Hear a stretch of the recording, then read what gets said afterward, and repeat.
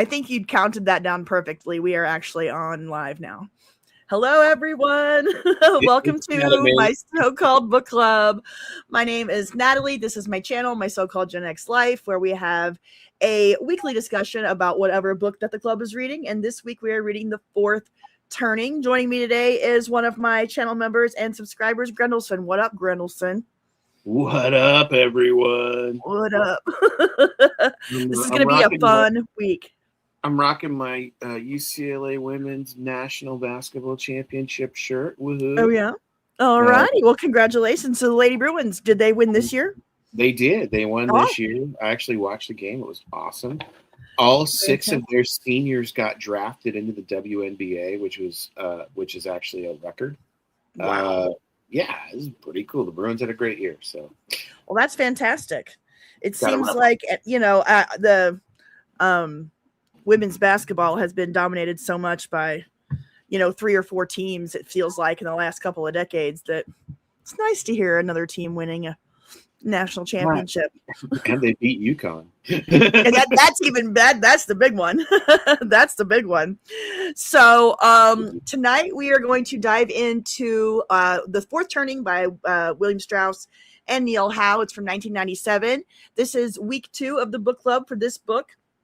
And we started last week just with an introduction by Neil Howe, who had written a new foreword in the book about 2 years ago. So a little update that yes, we are definitely here in The Fourth Turning and giving his insights a little bit anyways into that. So we went over that. We also got to watch a video of an interview of the late William Strauss and Neil Howe when their book first came out back on C-SPAN. And it was really fun because we got to watch, it was the old call-in show that they did. And, that you could call in based on what political party you were in and ask questions. And it was very interesting. So I really enjoyed last week. So if you haven't watched first weeks yet, definitely do that. It'll be on the playlist.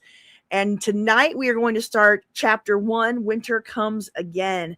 And I'm super excited about this because let me tell you, when I was reading through this, because I haven't read this in probably about 3 or 4 years, maybe 5 years. So on this read, I went through and I have lit this thing up like a Christmas tree. There's so much.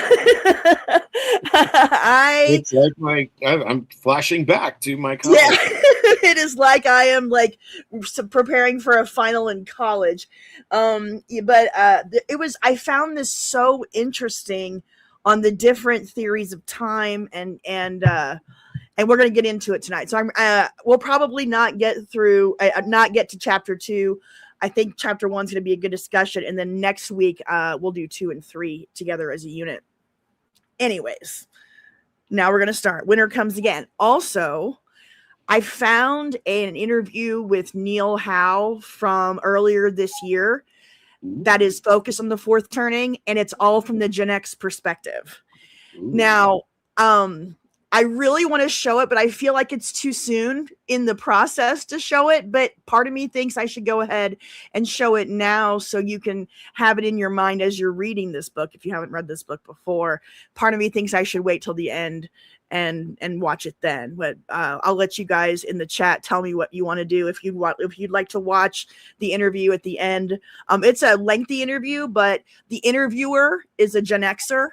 And so that's where the majority of the questions are filtered through. And it was my favorite interview I've seen with Neil Howe on this topic ever, because it was from the Gen X perspective. So if you guys would like to watch that at the end of our discussion, please let me know in the comments. Otherwise, we can wait and watch it towards the end of the book. Yeah, Winter Comes Again. It does sound like Game of Thrones. This was written before. If you don't have the book, as Natalie mentioned earlier, it is available on the Internet Archive. I have a link to it. It's not letting me post it in the chat for some reason. I was going to say, is it super long? No, I made it small. I made it tiny. Oh, you did? Okay. I posted it in our private chat, so you can post it in there. Oh, okay. All righty. And no, there it is. Hold on just a minute. I got to copy and paste that link. Copy. And let's see if mine will work. I think it did. It ought to. All right. You the boss. There we go. There is the link to the book online for free on the Internet Archive. Way to go, Grendelson. Fantastic. Yeah, man. You go. Let's share the love. I Yay. think that's actually the version we're all looking at online too. It's the same one you were looking at earlier. Yeah. So. Now the page numbers on the one online are different than a printed version for most of you, simply because it has a new forward or preface, I should say, and different. So it's a little bit different. So I'm not going to be able to be like on page 3 if you're with the Internet Archive. So it's going to be a little discrepancy, but we'll still make it work. I am a bit under the weather this evening. I'm not gonna lie. I feel like I'm a tomato. I feel like I'm glowing red right now. No, I'm not gonna lie. The filter is a little red there. Yeah, it is. Yeah, I know. Well, it's not just the filter. It's I had a new light. Yeah. So I don't have a filter or anything, but I have this new light, and I think I had the temperature on it wrong set because that's the first time I've really used it. So we're learning. Plus my hot flash. So I'm beet red, and then I have allergies really bad today. Oh, so I've been zapped all day. Well, I haven't been out in the sun in like weeks, and I'm looking at my backdrop there, and I'm looking like the color of the pale horse over there. We did go out. We went to LA Fire Department open house day this week. That was fun. Oh, cool. Yeah. I bet that was interesting. That was super fun. I got a whole bunch of cool pictures. Oh, well, nice. Yeah. Very, very nice. Been watching a lot of 911 lately, and I'm like really super into the fire department right now. You're watching. I'm having a hard time hearing you. What'd you say? I'm watching 911. You know the. There we show. go. Okay, Yeah. There you go. Yeah. I've heard interesting things about. Is that the one with Jennifer Love Hewitt, or is that a different? There's like a different one. Nope. Okay. She shows up in second season. Yeah. And, nice. Yeah, gotta admit that is a reason for this Gen Xer to watch it. Right. I still got a question on her from Fair Party enough. Hey, you don't have to explain that. I mean, it's Jennifer Love Hewitt. I watched every episode of Party of Five. Every Party of Five, just for her. Oh, did you even watch the spinoff? Her spinoff? Yes, of course I did. Yeah, what was that called? Was it Time of My Life? I think it was called. Or Time of My Life? Of course I watched it. I was mad that they gave her a spinoff because I wanted her to end up with Bailey. I know, right? They really kind of ruined that. Yeah, all right. I can talk Party of Five for a while, but we need to get to the book. Otherwise, we're never going to get done. Let's see who we got in the chat tonight really fast. We got Reprimanda. I like that. That's pretty good. Great name. Love it. We also have Dizzy Ladybug. Thanks for doing a book club. You're very welcome.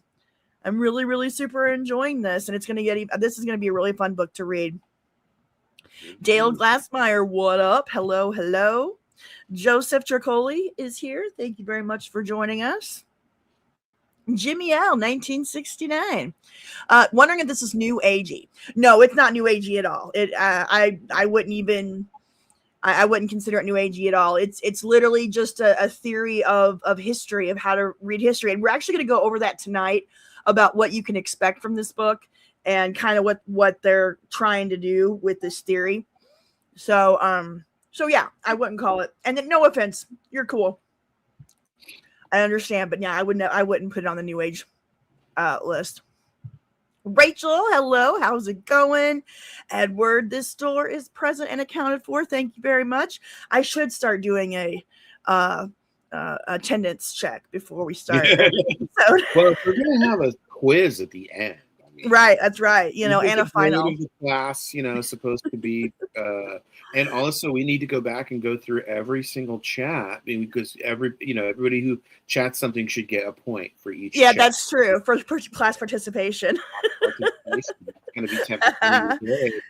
Dan's in the house. Hello. All right, guys. Who's used the check? When was the last time you wrote a check, Natalie? This morning. Oh my God. Wow. Yeah, I paid my long guy. I always pay my long guy with the check if I don't have cash in the house. Okay. Yeah. I haven't used a check in years. When I know it's been at least a decade since I've wrote a Really? check. I use checks all the time. I'm a paper check person. Nah, I just don't. We don't take them anymore around Yeah. Gone are the Well, days when you could write a check at the grocery store and go, hey, it's not going to come out for 2 days. right. You were You're like trying to put timing money in your there. check hitting your account. Oh my God, I remember that. That's funny. But no, I do. I still use paper checks for a lot of my bills. Wow. And I mean, I live in a small town, so Sure, yeah. my lawn guy, he has his own, landscaping company. Well, I've known him since I was 7, so like, Sure, yeah. so like, so many people I do business with now, like all the people that I grew up with in this town, we're all the ones that own all the businesses now. So, like, it's fun. Like, it's weird. It's kind of fun, but, so yeah, my generation's kind of taken over the town as far as the business and the politics go. So, anyway, doing businesses, we still do business very old school in a lot of ways. What I was trying to say. Interesting. I barely even use cash. I barely use cash. I hardly even have any on hand. Really? Nah, everything for me. I wanted to be that digital native. I wanted to get rid of cash. I wanted to use it, and I've only gotten to Apple Pay recently. So Wow. I love Apple Pay. I can't believe I can use that. Here is how 90s I am, or how not against modern technology, but a lightweight when it comes to new tech. For the first time, I just got a new debit card because my old one expired on my banking. And so I got a new debit card, and I actually used it to tap on the thing at the payment for the first time. That happened yesterday. It tapped for the first time. Oh my God. The tap is so 5 years ago. Okay? I was like, how does this even work? We loved the tap for 5 years ago, but now you don't even have to listen. I'm looking forward to the day where you just use your thumbprint. Oh God, you go. That's what no, I want. thank you. I want the chip in my head too. So. Oh God, I would never in a million years. I would run away from that so fast. Yeah, well, I use cash too, Dizzy Ladybug. I'm a cash and check girl. Yeah. I know, it's such a pain in the ass to keep.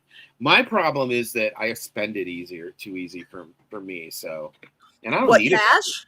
Yeah, cash. Oh, see, I have the opposite. When I have physical cash, it makes it harder to spend. Like, if I'm just swiping a card, you don't even see it leave your account. No, for me, it's easier for Okay, let's move on.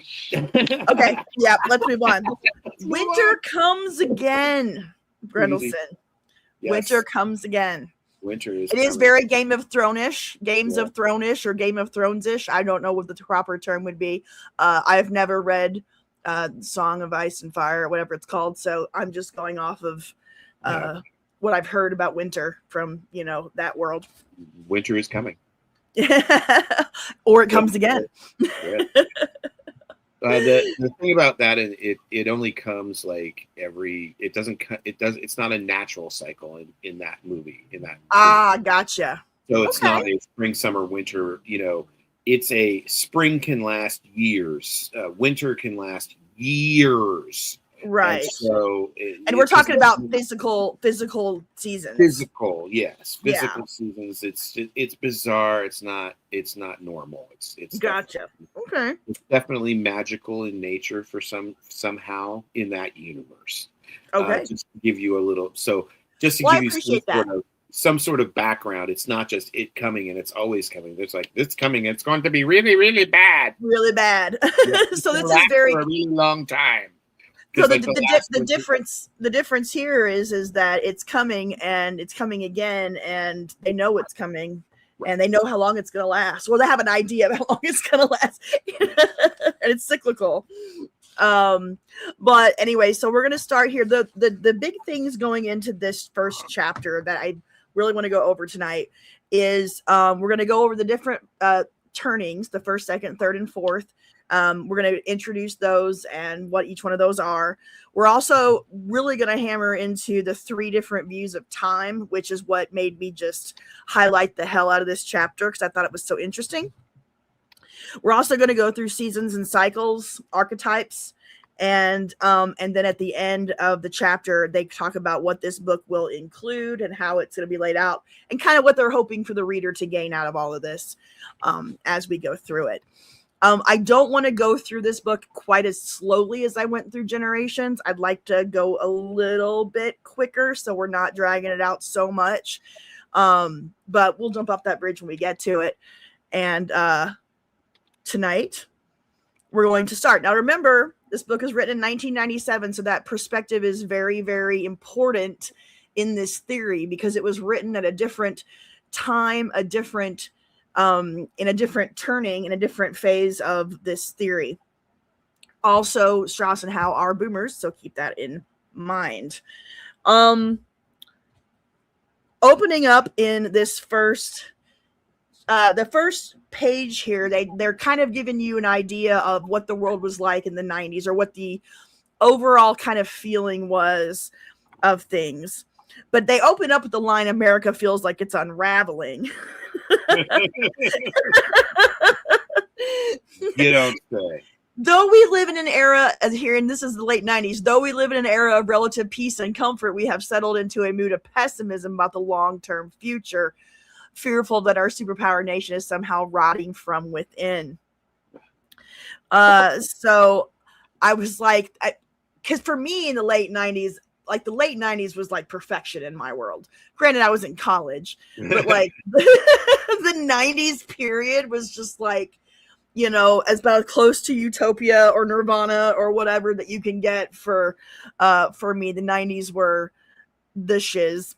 And so it's interesting to see that this was kind of what they were thinking of at the time, because for me, I was living the dream.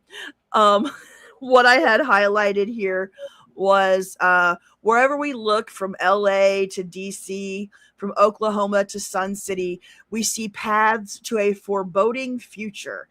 We yearn for civic character, but satisfy ourselves with symbolic gestures and celebrity circuses. We perceive no greatness in our leaders, a new meanness in ourselves. Small wonder that each new election brings a new jolt, its aftermath a new disappointment. And so looking back on it now, I can kind of see what they saw, but I did not see or feel it at the time. Of course, you did? For sure, yeah. I hear what you're saying. Your halcyon days were right around this time, but I'm slightly older. Mine were a few years before you. I would say right. My perfect time period, if you know, all things considered, if I could go back and live there again, would be from like 93 to 96. Okay. 97 started for me personally to be the year of, well, 97 itself was fine. 98, 99, 2000 were the beginning of a huge economic downturn in San Diego, for sure, where I was living. And there wasn't the sense of hopefulness anymore. There was more people who were cynical about the future, especially for some reason. There was a dread about Y2K. Not necessarily that anything was going to actually happen, but that we were moving to a new millennium, and we weren't ready for it, I think is really what it boiled down to. And there was just a sense of dread, especially when the dot-com bubble burst the second time, and the 98 crises started happening. You know, things really started to economically downturn and kind of just. But I mean, but I could also see where in certain parts of the country, it probably wasn't as drastic as it was other places. Not at all. Yeah, certainly on the coast, it was definitely a palpable feeling of we're moving towards, conspiracy bias. 97 felt dark. It did. It really did. 97, 98 started to feel dark. Okay. Well, that's definitely different from my experience. Again, I was in college. I went to college from 96 to 2000. I was living in Lawrence, Kansas. The late 90s did not feel any different to me, like as far as this kind of mood or societal mood, any different to me from my childhood. But again, I wasn't paying attention as much to the outside world because my world revolved around, campus at KU and what was going on there in my own education. I was very self-focused at the time, but it was still very hopeful. We were all getting our degrees. We're going to get jobs. I had amazing job offers when I was, right out of college, or when I was my senior year in college. And for me, it didn't turn dark or feel dark until 9/11. That's when my world changed. Yeah, that's when everyone's world changed. But I think there was certainly a set of folks who were already dreading that it was gonna that something was gonna happen. That 9/11 was an inevitability. Maybe not the exact event, but something bad was coming, and there was a sense of foreboding. I can definitely. Okay. And and I'll definitely put myself in again, I was much younger, not much younger, but 6 or 7 years is a big difference when it comes to these experiences, even inside of a generation. So, and again, we're in a big country where different things happened at different times. It might have started at one, the whole notion of as California goes, so goes the nation. They kind of get things to happen to them a little bit before it kind of rolls in other places. But I will say that in the 90s, in my hometown, which is about 15,000 people, all of the factories had closed down by the 90s, by the late 90s. So we had 3 very humongous factories in my small town that employed almost everyone. We had a shoe factory, we had a garment factory, and we had one other, I can't remember what it was, but all 3 were gone by 97, 98. And so that kind of a thing, definitely I can see as being the, was a big deal. Yeah, people underestimate the effect that NAFTA had on manufacturing in this country. So and and from a social perspective, especially coming from a conservative household with conservative parents, there was a lot of focus on the president and all of his fun stuff with Monica at the time, and that kind of a thing. Like, that was the politics talk, was that kind of a thing. It wasn't a policy. It was about what he was doing with circuses. So focusing on the actual, hey, this is what's going on. It's bread and circuses. That's what we felt too. Even on the other side, we're just like, why are you going after that? We don't give a shit. You don't give a shit. We don't give a shit. No one cares, really. Why don't you talk about the actual issues? And the thing is, people did care at the time from a certain perspective. It was a definite change in. Again, I come from a very conservative area and a very conservative upbringing. So it was the whole idea of the liberal media and the leftist Hollywood. That was a thing in the 90s in where I was. It was these people don't know us. They don't know how, like, our morals or our standards or how we do things. And so the idea of the president getting a blowjob in the office, it was a big deal to the people, like, it was just a new way of doing things. Well, I do have to let you know, the movie The Player is not a documentary. Oh. It's satire, all right? No, Hollywood's not really like that, okay? Well, Hollywood is, which movie did you say? The Player? The Player, yeah. I have never. What movie is that? I've never seen that. Oh wow, it's a mid-90s. Robert Altman directed it. Tim Robbins. It is the ultimate satire of Hollywood.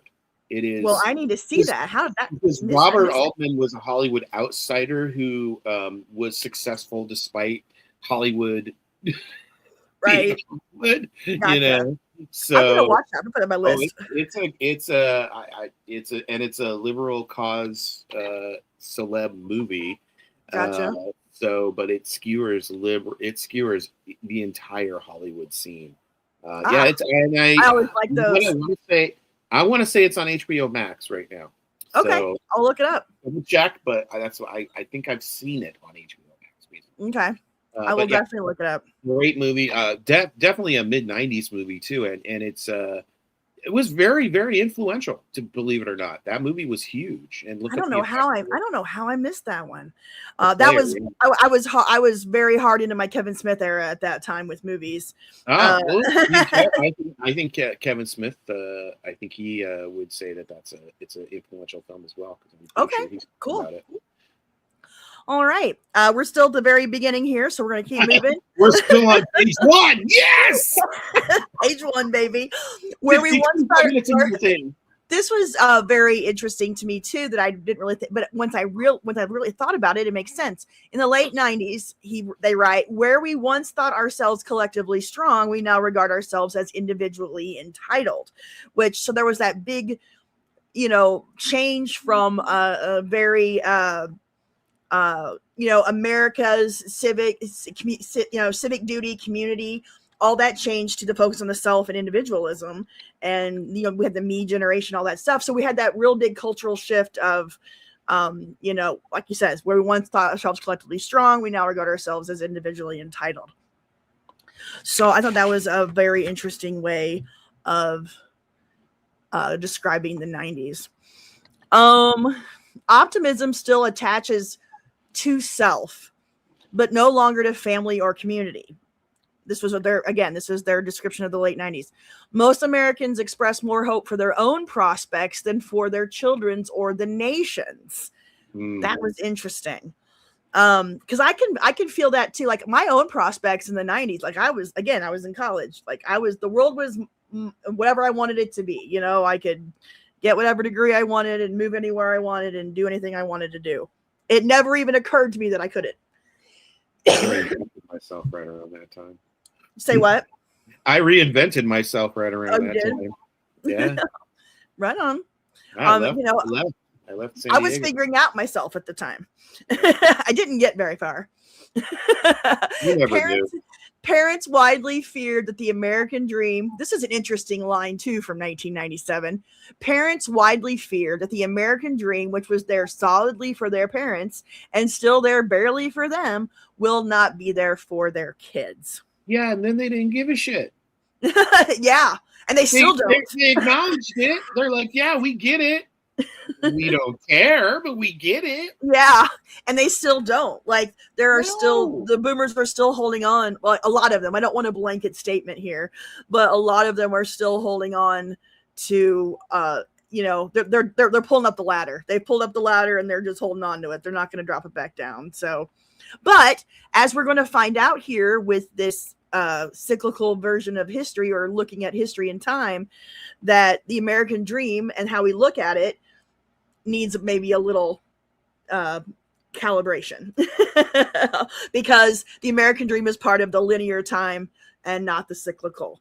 And they even talk about that later in the chapter. So I think that's the crux of their whole argument. I think in the first whole couple chapters is, y'all got to stop thinking linearly and start thinking cyclically. That's exactly.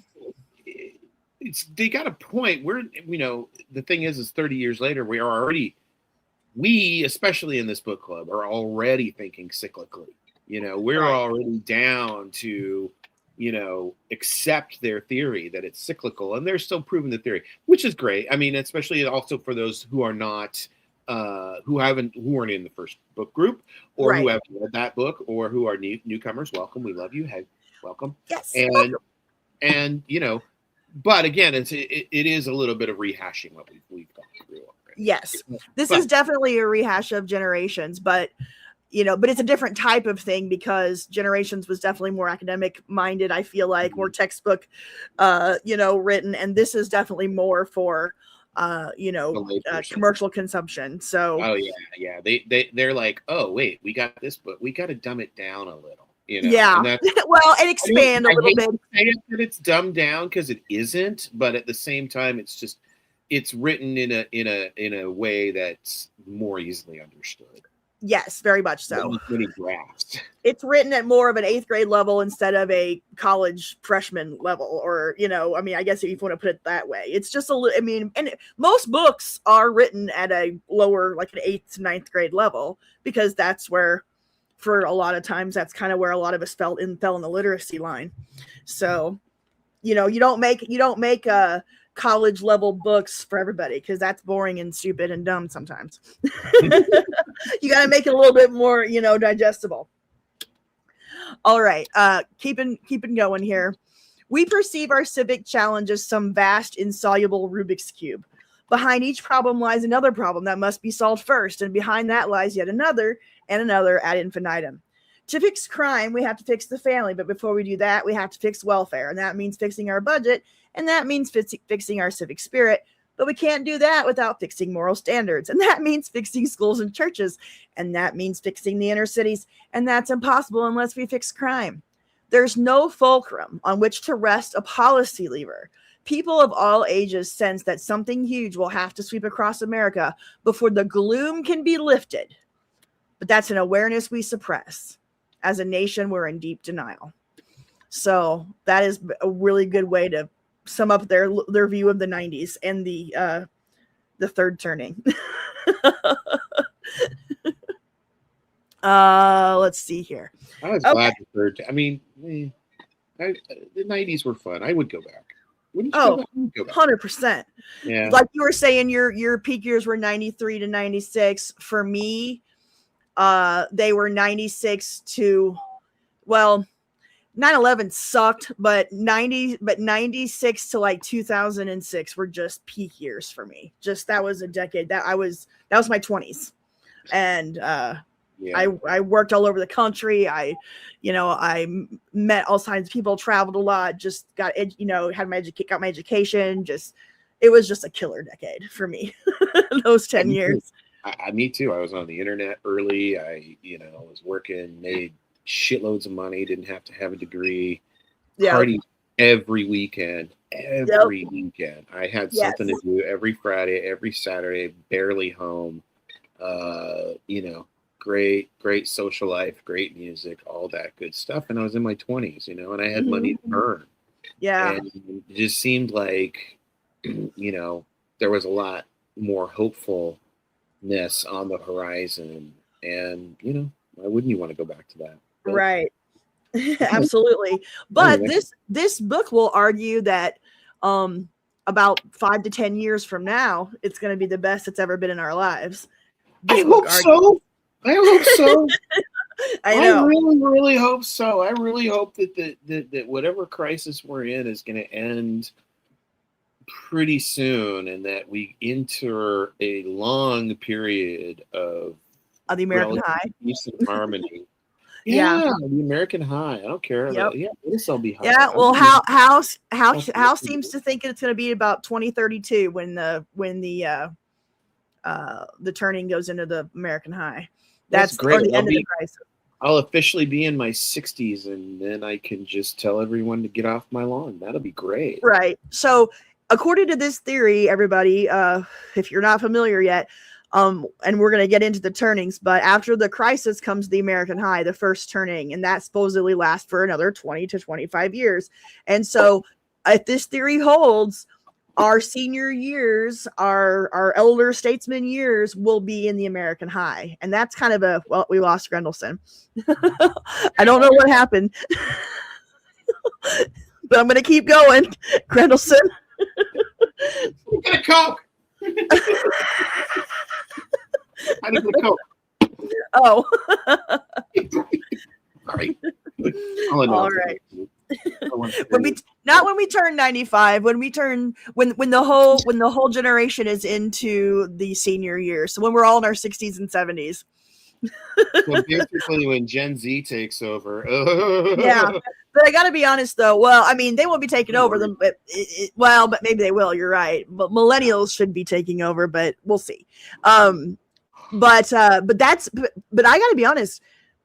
I'm cool with the American high being in my last phase of life.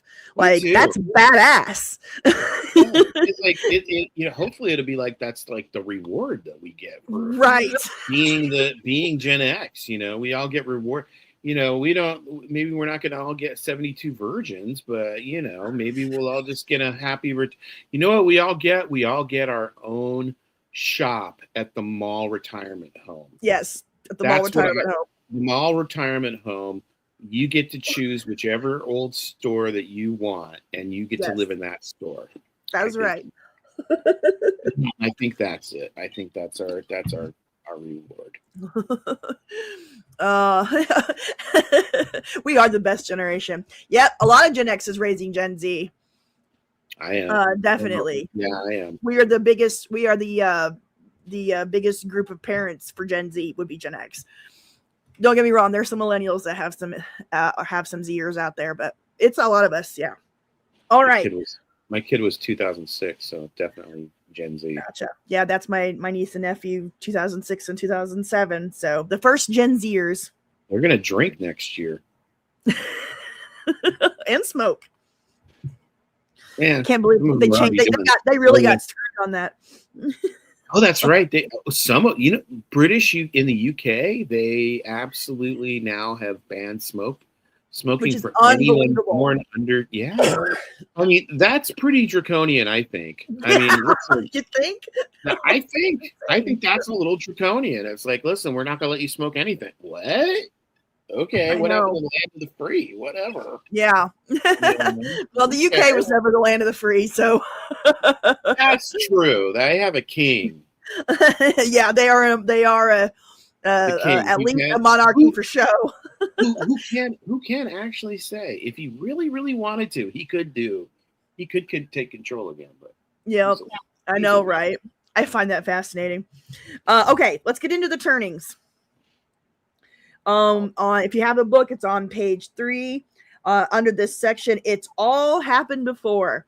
So if you were with us during Generations, we went through a little bit of the turnings, but basically what they're saying is the reward of the historian is to locate patterns that recur over time and discover the natural rhythms of social experience.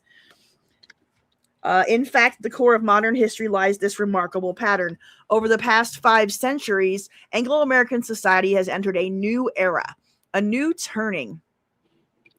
Every 2 decades or so, at the start of each turning, people change how they feel about themselves. Now, this is one thing to remember because we're in the middle of a turning right now. We're at the start, but just remember how it goes. At the start of each turning, people change how they feel about themselves, the culture, the nation, and the future. Turnings come in cycles of 4. Each cycle spans the length of a long human life, roughly 80 to 100 years. A unit of time the ancients called the seculum. Together, the 4 turnings of the seculum comprise history's seasonal rhythm of growth, maturation, entropy, and destruction. So here are the 4 turnings. The first turning is a high, an upbeat era of strengthening institutions and weakening individualism, when a new civic order implants and the old value regime decays. The second turning is an awakening, a passionate era of spiritual upheaval, when the civic order comes under attack from a new values regime. The third turning is an unraveling, a downcast era of strengthening individualism and weakening institutions, which is when they wrote this book, when the old civic order decays and the new values regime implants. The fourth turning is a crisis, a decisive era of secular upheaval, when the values regime propels the replacement of the old civic order with a new one. Each turning comes with its own identifiable mood. Always, these mood shifts catch people by surprise. They won't anymore. No, I don't think so. They used to because we didn't study this stuff before. Yeah. But now that we're aware of it, I think that lack of surprise is going to be lessened. I know most people will probably still be surprised. Yeah, you're right. But most people don't live in the, I mean, I live in an algorithm of politics and culture, but most people don't, I don't think. Right. Mine's, amazingly, mine is pretty much the same. It's news and pop culture. Yeah. But yes, we are in the middle of the fourth turning right now, the crisis. Yes. And as we go through it, according to the authors now, or the author now that's still with us, the crisis started around 2008, and they are projecting that it will end sometime around 2032. So probably sooner. Yeah, it could be sooner, but but yeah, but there's no, we don't know the exact moment it's going to end, but that's kind of the timeline that we're at now. So that means that the first turning, the high, should start in the early 2030s, right? Lord willing. So, which I mean, everybody, the one party wants to get back to the high of the 1950s. So, which was the last high, which was the last American high.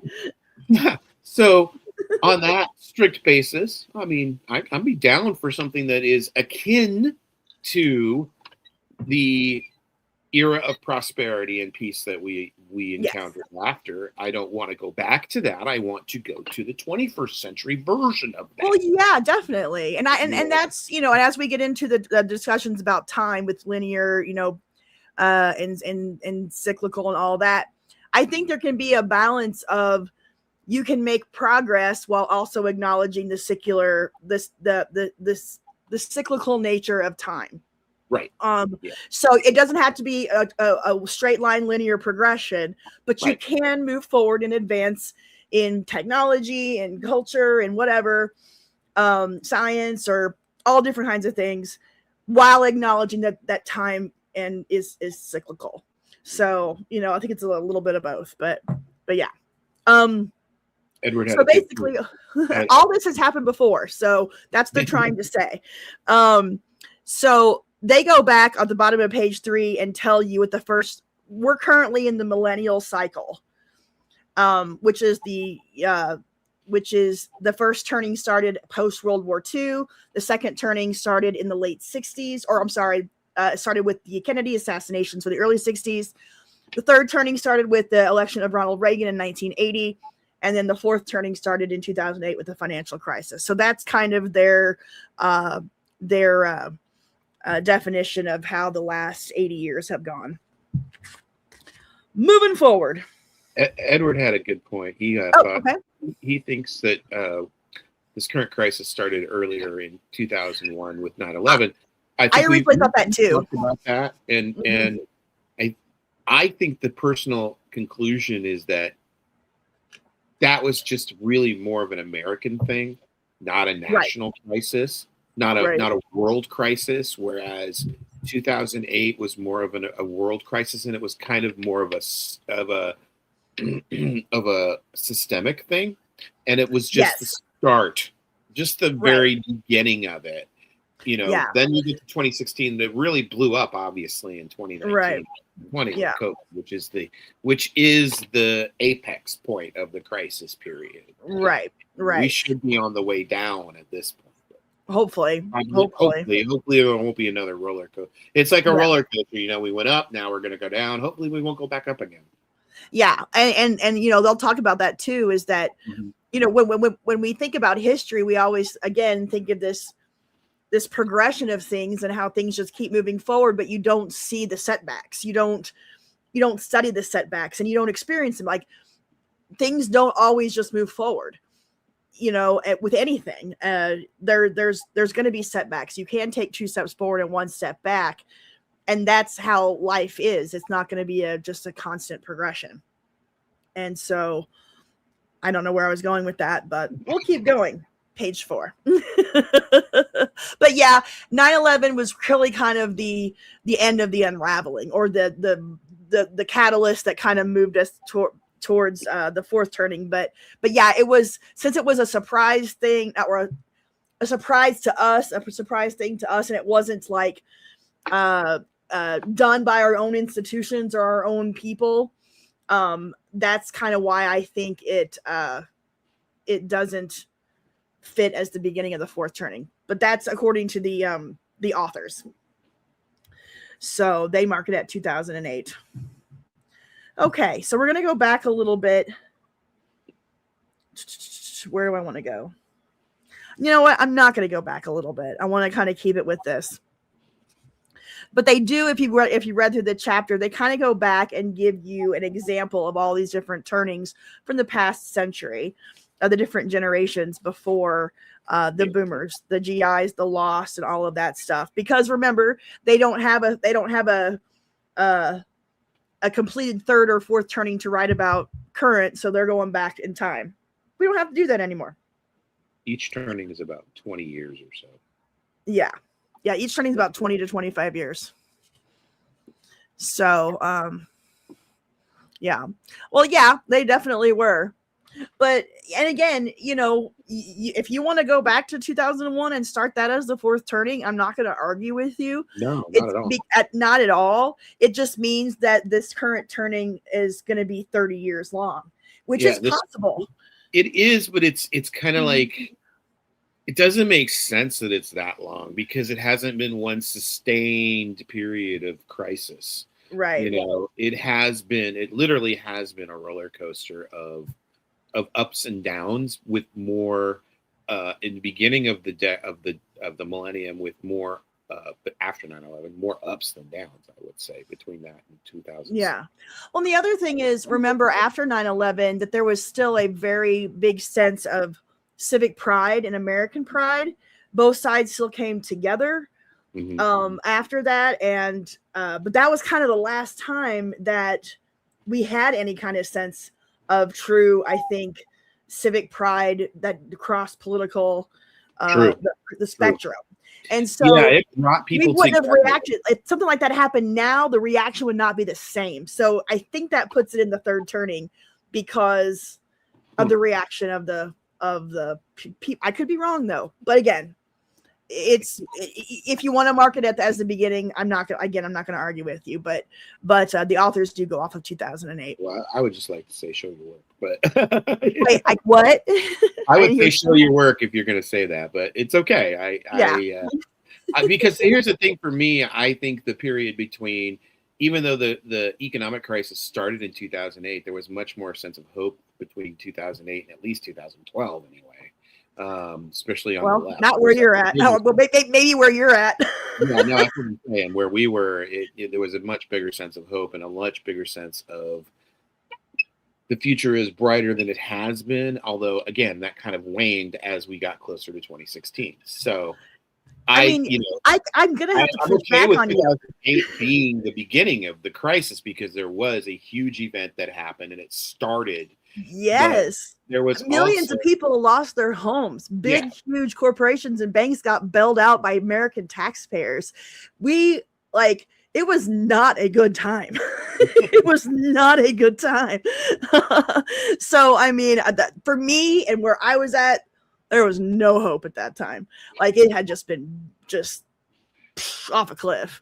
So, I mean, you know, and then we had it goes into Occupy Wall Street, and then we had the Tea Party stuff and the split in the Republican Party. And then it was just a very tumultuous time. There was not a hopeful time on where I was. But yeah, the bank bailouts, they literally had a program that destroyed every vehicle made before 2008, which now is still affecting our used car market. Cash for clunkers. It was a bad time. Yeah. Oh, Kansas. Nice. I'm in Missouri, but I was in Kansas for a long time. Rock Chalk. Yeah, we literally built out General Motors. Lordy. Okay. So, let's see. Where am I at here? Yeah, I wish we hadn't. Move backwards again. Okay. Let's go through. Oh, they're going through the third turning here. So bottom of page 4. Where am I at? Second turning.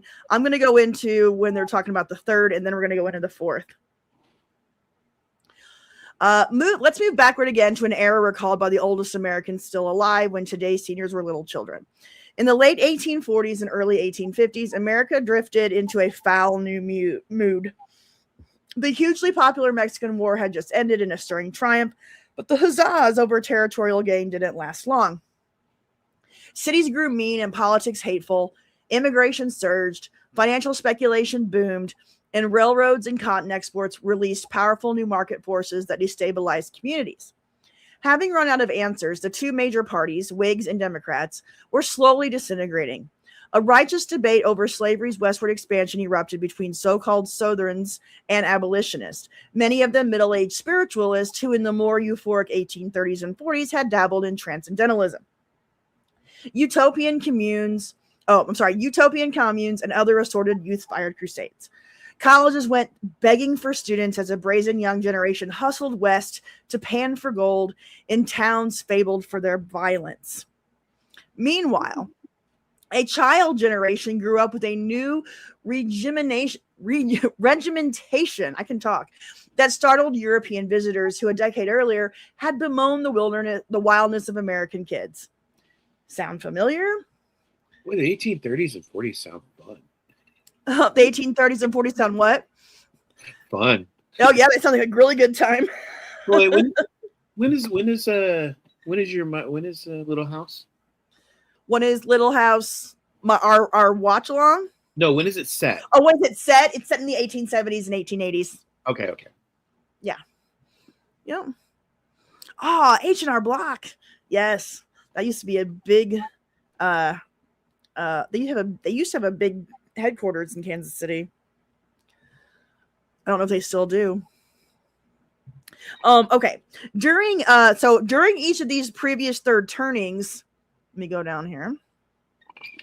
Americans celebrated an ethos of frenetic and laissez-faire individualism, a word first popularized in the 1840s, yet also fretted over social fragmentation, epidemic violence, and economic and technological change that seemed to be accelerating beyond society's ability to absorb it. Ooh, I feel that. During each of these periods, Americans had recently achieved a stunning victory. Okay, a lot. We didn't go into all that. So, during each of these previous third turnings, Americans felt as if they were drifting towards a cataclysm. And as it turned out, they were. And as it turns, they were. Yeah. Heading towards The fourth turning is history's greatest discontinuity. It ends one epoch and begins another. Is it epic or epoch? I think it's epoch. EPOCH. History is seasonal and winter is coming. Like nature's winter, the secular winter can come early or late. A fourth turning can be long and difficult, brief but severe, or perhaps mild. But like winter, it cannot be averted. It must come in its turn. Here, in summary, is what the rhythms of modern history warn about America's future. So this is what they thought was going to happen over the next few years. This one, they predicted it. The next fourth turning is due to begin shortly after the new millennium, midway through the 00 decade. Around the year 2005, a sudden spark will catalyze a crisis mood. There we go, crisis mood. That's what the spark of the crisis mood. I don't think we had that mood shift after 9/11. I think the mood shifted around the financial crisis. So I think that's why they went with 08. It wasn't crisis mode. It was reactionary. Yeah. And it wasn't a crisis. It was a call to arms. It was a wake-up call. But wake-up call. Crisis. Yeah, it wasn't a crisis. It was a wake-up call. Yeah. For those of you that don't realize that we're going down a bad path here you go. Now you know. Yeah. So for all the people like me that were living in the 90s, just living life and having a great time, it was a wake-up call. It was a literal slap in the face. It was a literal, it was like the entire world got a big splash of water, Yeah. In the face. And it happened 9 months after one of the most controversial presidential elections in our nation's history. We had just gotten through that. Point, yeah, for sure. I wrote a lot about that on my personal blogs and stuff, and I've gone back and looked at that time period. Boy, was it just miserable. All the shenanigans that happened, and it was just a bunch of it was wild. It was wild. The era of the hanging Chad. All right. The hanging Chad Halloween costume. Yes, the hanging Chad. You watch How I Met Your Mother. Of course I did. Every goddamn episode I watched. I love that show. Yep. Of course I did. That was like All my right. favorite. That is the quintessential Gen X show, I think. Oh, 100%. 100%. Well, I would consider Friends the older Gen X show, and the How I Met Your Mother the Zennial show. Yeah. Yeah. Weird science. Wait, what? No, not Chad. Or Chad. Chad from, yeah. All right. Here we go. They're continuing their predictions. Remnants of the old social order will disintegrate. Political and economic trust will implode. Real hardship will beset the land, with severe distress that could involve questions of class, race, nation, and empire. Yet this time of trouble will bring seeds of social rebirth. Americans will share a regret about recent mistakes and a resolute new consensus about what to do. They got that wrong. The very survival of the nation will feel at stake. Sometimes before the year 2025, America will pass through a great gate in history, commensurate with the American Revolution, Civil War, and twin emergencies of the Great Depression and World War II. Neil Howe has updated that to 2032, not 2025, FYI. So that's what that's because he's convinced that 2020 that COVID wasn't this actual event, which it could have very well have been. Yeah. Let's hope it was. I actually am really hoping it was, and the rest of this is I'm really hoping for de-escalate. I'm being. I hope so. I mean, it's we're gonna know a lot more in 6 months. But I think the next 6 months are gonna be wild.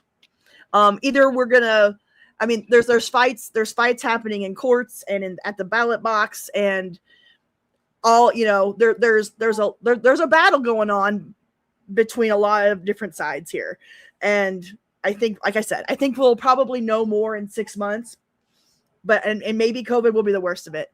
I hope so. I hope so.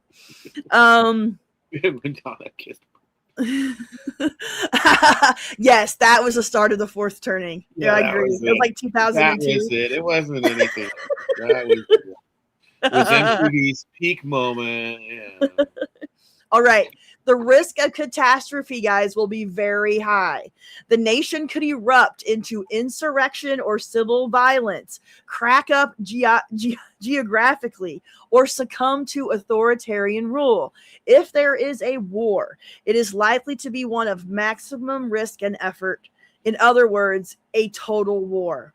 Every fourth turning has registered an upward ratchet in the technology of destruction and in mankind's willingness to use it. In the Civil War, the two capital cities would surely have incinerated each other had the means been at hand. In World War II, America invented a new technology of annihilation, which the nation swiftly put to use. This time, America will enter a fourth turning with the means to inflict unimaginable horrors, and perhaps will confront adversaries who possess the same. How you guys feeling out there? I don't even know who to vote for in my mayoral election. Vote for Spencer. Got to go with the next generation. I have been way into the LA mayoral race, though. I've been watching the debates and watching all the advertising and interviews. It's been very interesting. Again, as California goes, so goes the nation. Safe to say, I will not be voting for Spencer. Oh, come on! Sorry, I'm very no. Oh, Crouching Taylor, Hidden Swift, member for 6 months. Thank you very, very much. I appreciate that. Yeah. All right. Let's see here.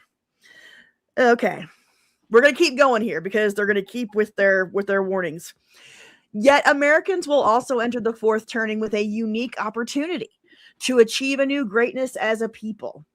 Many despair that values that were new in the 1960s are today so entwined with social dysfunction and cultural decay that they can no longer lead anywhere positive. Through the current unraveling era, that is probably true, but in the crucible of crisis, that will change. As the old civic order gives way, Americans will have to craft a new one. And this is what we're doing right now, even though it hurts and it's painful. This will require a values consensus, and to administer it, the empowerment of a strong new political regime. If all goes well, there could be a renaissance of civic trust and more. Today's third turning problems, that Rubik's Cube of crime, race, money, family, culture, and ethics, will snap into a fourth turning solution.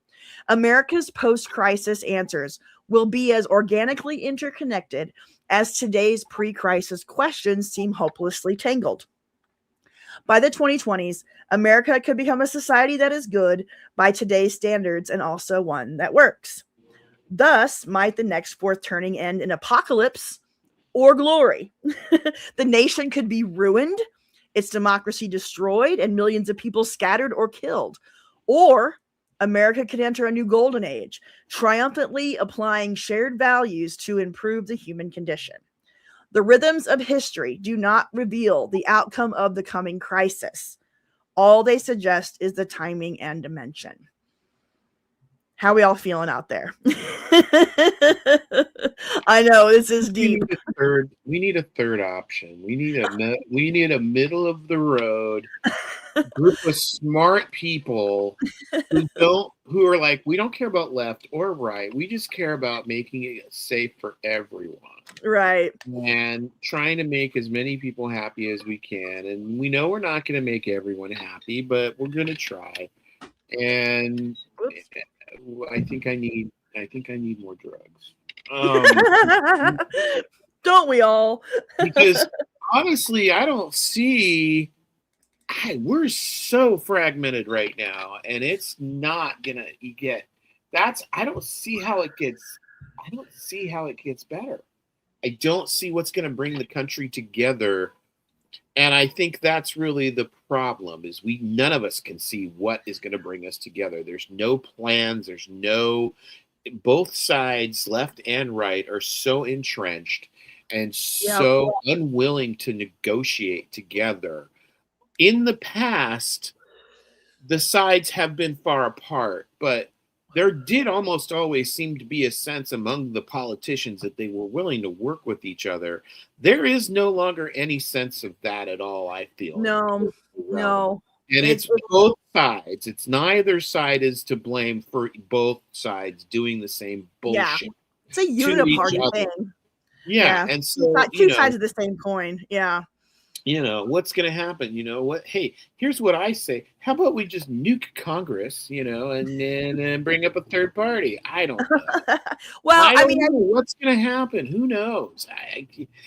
The more I look back at this and the more I see where we're at, this next 6 months are really going to, going to show where we are in the world.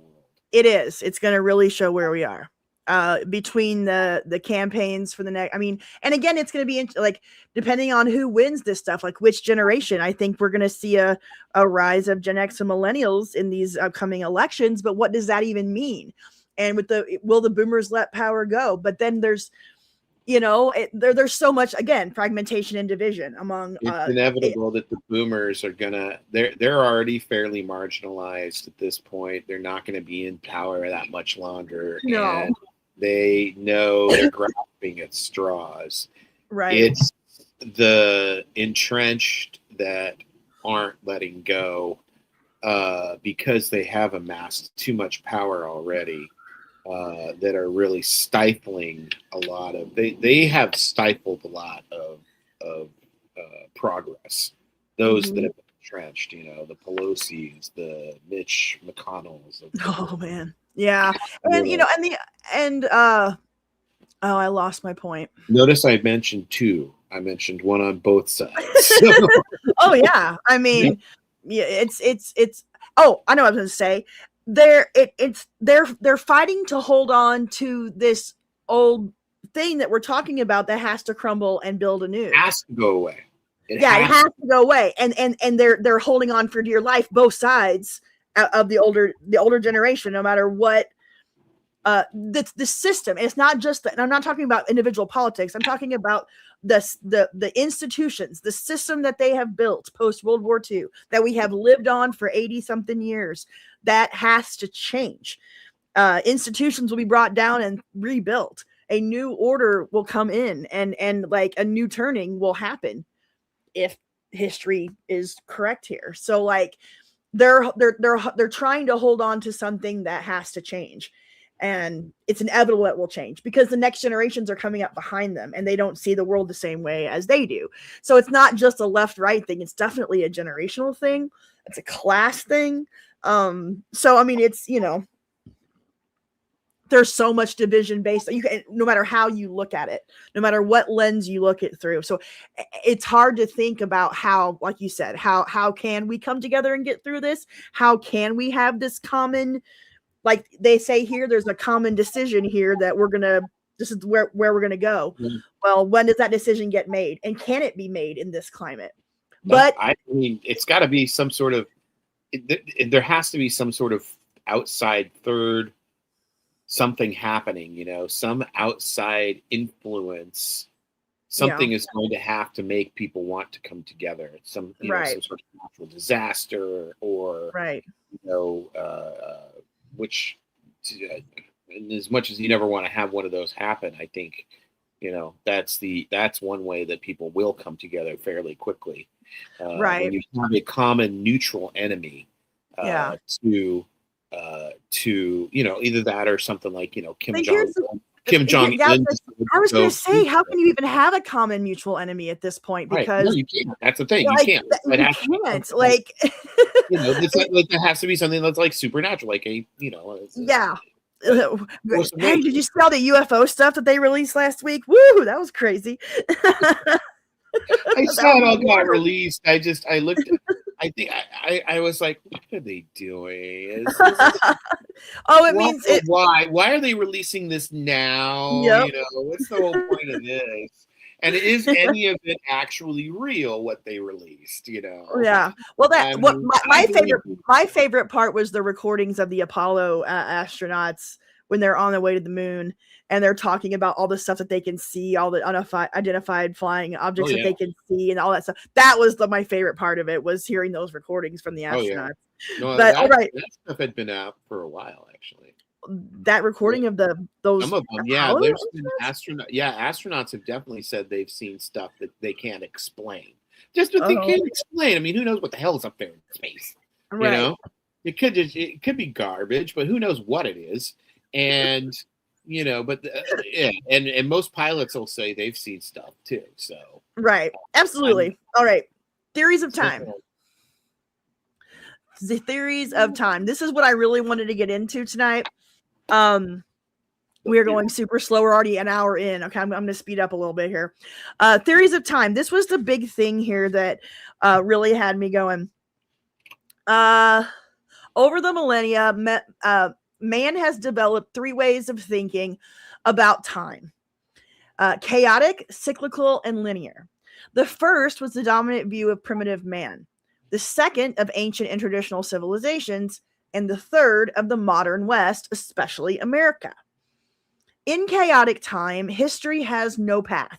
Events follow one another randomly, and any effort to impute meaning to their whirligig succession is hopeless. This was the first intuition of the Aboriginal man. Over the last century, various strains of chaoticism have gained influence in our own society, from the just do it popular culture to the deconstructive nihilisms of academia. The practical shortcoming of chaotic time is that it dissolves society's connective tissue. If cause and effect have no linkage in time, people cannot be held morally accountable for their choices. Nothing would legitimize the obligations of parents to children or neighbors to community. This is why no society or religion has ever given more than a very limited endorsement to chaotic time, not even Buddhism, in which all who fail to reach nirvana remain subject to the orderly reign of karma. So that was very interesting. So chaotic time. That's what they went by a long time ago. But we were in chaos, yeah. So but then we were smart and we decided to have villages. Yes, absolutely. We started trying to explain things that we didn't quite understand. Cyclical time originated when the ancients first linked natural cycles of planetary events with related cycles of human activity. I think that's very interesting. So they first linked natural cycles of planetary events, diurnal rotations, lunar months, solar years, all that good stuff with the related cycles of human activity, sleeping, waking, gestating, birthing, all that good stuff. Cyclical time conquered chaos by repetition, by the parent or hunter or farmer performing the right deed at the right moment in the perpetual circle, much as an original god or goddess performed a similar deed during time's mythical first circle. Eventually, great cycles came to mark the duration of kingdoms and prophecies, the coming of heroes and shamans, and the aging of lives, generations, and civilizations. Cyclical time is endless, yet also endlessly completed and renewed, propelled by elaborate rituals resembling the modern seasonal holidays. Unlike chaotic time, cyclical time endowed classical societies with a prescribed moral dimension, a measure by which each generation could compare its behavior with that of its ancestors. Cyclical time makes sense. I get it. But then we were like, nah. Yeah, no, it's not. It's not. It's too. It's too. Woo-woo. It's too boring. Like It's you know, too like you don't. new. Oh, I lost my light again. Oh, this light only has like an hour battery on it. Hi, everybody. Wow, can't see you I at know. all. Oh I well. know. Look at the four horsemen. Yes, I'm trying to bring this lamp over. It might help a little bit. You can kind of no, you can't see me at all. This sucks. We're just gonna Son start of a calling you nutcracker. Cena.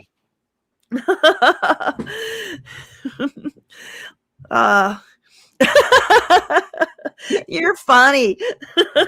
I bought another light, but I don't have a cord long enough to be able to put it in the right spot. Hold on.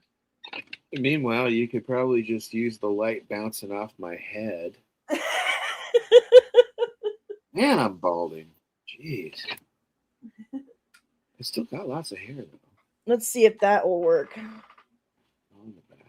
Hey, ooh, spooky.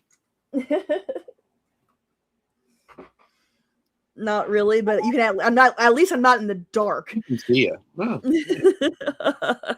There we go. We got rid of cyclical time because we were like, it's too woo-woo. There's too many rituals. There's too many things. We don't like it. We have to. You can't tell me what to do. We have to be. No, it's like the age of reason. It doesn't make sense. You know, it's not logical. It has no. Right. It's not reasonable. Yep. So what's the alternative? Enter the third option, linear time. Time as a unique and usually progressing story with an absolute beginning and an absolute end.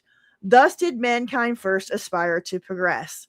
In Greco-Roman civilization, the cyclical view of time was punctuated by inklings of human improvement. The Greeks sometimes hoped that Promethean reason might deliver mankind from perpetual destitution, while the Romans believed that a most powerful polity could endow its citizens with a glorious destiny. Politics. Most important, the rise and spread of the great Western monotheisms inspired the hope that mankind was fated for more than just fortune's wheel. The Persian, Judaic, Christian, and Islamic cosmologies all embraced the radically new concept of personal and historical time as a unidirectional drama. Time begins with a fall from grace, struggles forward in an intermediate sequence of trials, failures, revelations, and divine interventions, and ends with redemption and re-entry into the kingdom of God. Linearism required hundreds of years to catch on, but when it did, it changed the world. You know, that idea right now makes me wonder if like alien societies ever actually have a concept of beyond or God or religion, you know. Like, yeah, or even time. Like when you really even think about the whole concept of time, it's wild. Don't started, yeah. Don't get me started. Yeah, my whole started.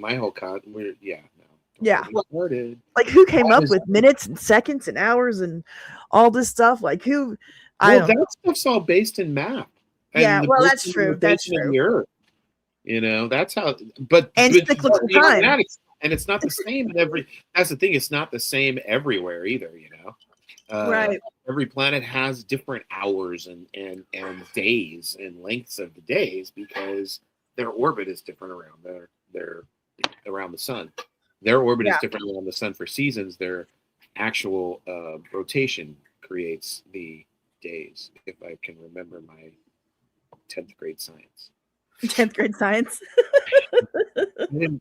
I got to take biology and ecology, human ecology in college. Oh. I didn't have to take a hard science because I didn't want to take chemistry.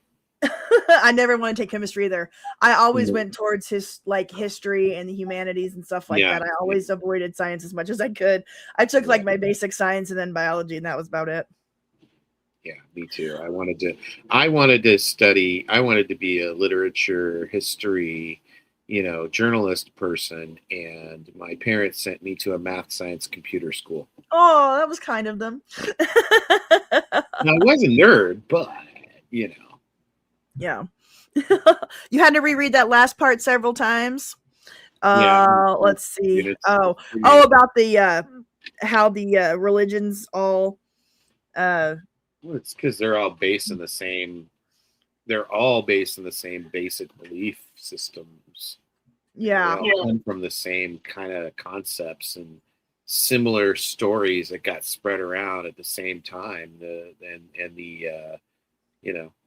whole concept of the one God, the monotheistic God, depending on who it is. That was super popular. Yeah, like wildfire around the ancient world because there weren't that many people. Yeah, it definitely changed. That smart. Well, I mean, most people aren't smart today. Humans are humans. No. Thank you, Crouching Taylor Hidden Swift, for the $5. Please, God, give us third-party POTUS Taylor Swift. Hey, that solution is as good as any that I've heard so far. As a temp renaissance before the crap hits the fans, S for Swiftetta, 1989 will be the new 1984. Crouching Taylor Hidden Swift, you are a delight. Thank you for the $5 super chat. Same here. And and that's why I go back and highlight things and reread stuff. So I'm right there with you. Okay. That's a load. I mean, it's a fantastic paragraph. It's a fantastic what? Paragraph. Oh, yes, it is. It's a very good paragraph. I like polite. I like politey. I had to look that up. Yeah. It's like there's a lot of words in here that I have to look up. I need to have the Romans were like, yeah, we think government's the right way. Yeah. Okay, sure. Not really, especially when it was corrupt, but okay, whatever. Right. Well, you're always going to have corruption because humans are involved. So no matter what form of government or no matter what you do, it's never going to be perfect. And that's the thing. You just kind of try to put together the best system that you can. Let's move into the late 19th century where they're talking about the adaptation of the linear time model. By the late 19th century, with the Industrial Revolution roaring at maximum speed, the Western dogma of history as progress reached its apogee, either as a religious credo, a positivist dogma, or an evolutionary science. It was not to be questioned. The 1902 edition of the Cambridge Modern History explained, "We are bound to assume as a scientific hypothesis on which history is to be written, a progress in human affairs.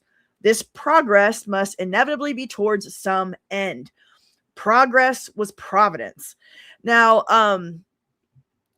this is I've often had this thought about, and I even wrote it in here. What is progress?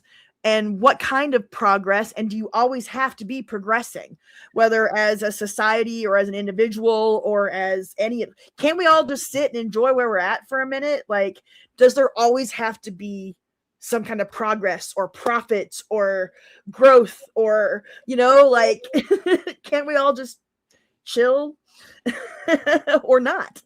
I don't know. That's a great question. I would like to think that constant progression towards some beneficial goal is attractive, Mm-hmm. but as we are human in nature and are not perfect, as we know, I think that it is impossible to constantly be progressive. You're right. We definitely, as humans, it's built into our nature that we have to slow down and stop a third of the time at least, or we Yeah. should be. We should be, we have to stop. We have to take a break. And yeah, what is progress? Yeah, there is it has something to be defined individually, but Mm-hmm. And as, societally, but culturally. as yeah, but and how do you?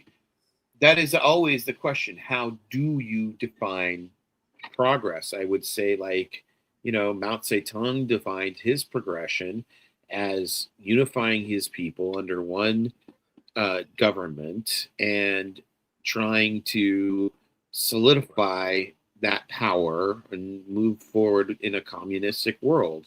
Right. Um, the founders of our country, their progression, their goal was to, establish a democracy in a Mm-hmm. progression of giving people, more power over their own government.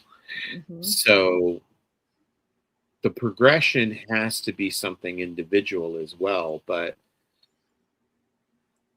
it's a great question. What is Yeah. progress in terms of, like, do you want to progress? So people have different, Yeah. everybody That's the thing. has their own It's subjective. individual, yeah, everyone has their own individual goals in life. Right. Because I mean, like because even progress for some people can really hurt others. I mean, you progress in industries with technology, well, companies, like Kodak are gone, that you would have never, or Polaroid, that you would have never thought, like, but progress to digital cameras killed the old stuff. You know what I'm saying? So like you can do it with business, you can do it with government systems, you can do it with individuals. What is progress? Are you always supposed to be driving towards it? Because again, it's subjective. Like somebody's progress can hurt others and vice versa. It's like it'll hurt your mind. I mean, Yeah. some would say that it's just like more of an evolutionary process. It's Right. evolution always is a progression. It's moving towards a more evolved creature. Does that evolution have to be positive or negative? No, it just Right. is. It is just a simple moving of one to another on a line from one end to the other that does Right. not go backwards, because that is the definition of progress. Right. You know, there But is no, for the thing is the word itself has neither negative nor positive connotations. It simply is. It simply right. is.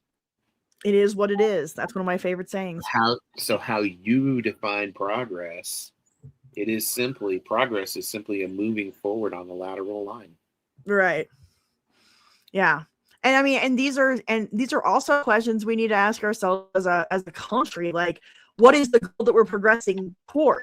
What is can we even reach a commonality on that anymore? Because if you're gonna have progress working towards a shared goal, well, it's got to be shared. Otherwise, we all have to kind of agree on it for the most part, or else, how do you, how do you move forward? How do you progress towards the goal if we all don't have the same goal that we're moving towards? So I don't know, but anyways. That's what you can't, because that's the thing. If you don't have there is no.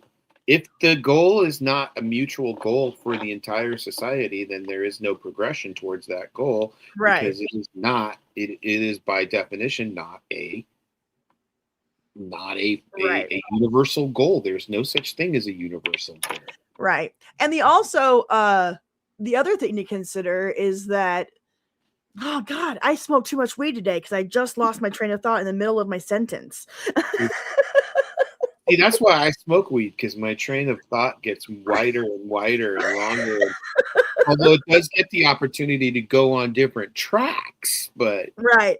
I can have these discussions if I'm not stoned, because otherwise I kind of go back and I look at things. I'm not going to go back to it. There was a comment in the chat a little bit ago that kind of irked me. I'm not going back there, but you got to remember that everybody is on a spectrum here, and I don't want to hear any LGBTQ shaming. Period. Alrighty. I didn't see the comment, so I don't know what you're talking about, but I'll take that and we'll move forward. Let's see here. I'm trying to remember what I was going to say, but I totally lost it. So I guess we'll just keep moving. Yeah. Futurama is a great program. I had a buddy of mine who worked on Futurama. Oh, yeah?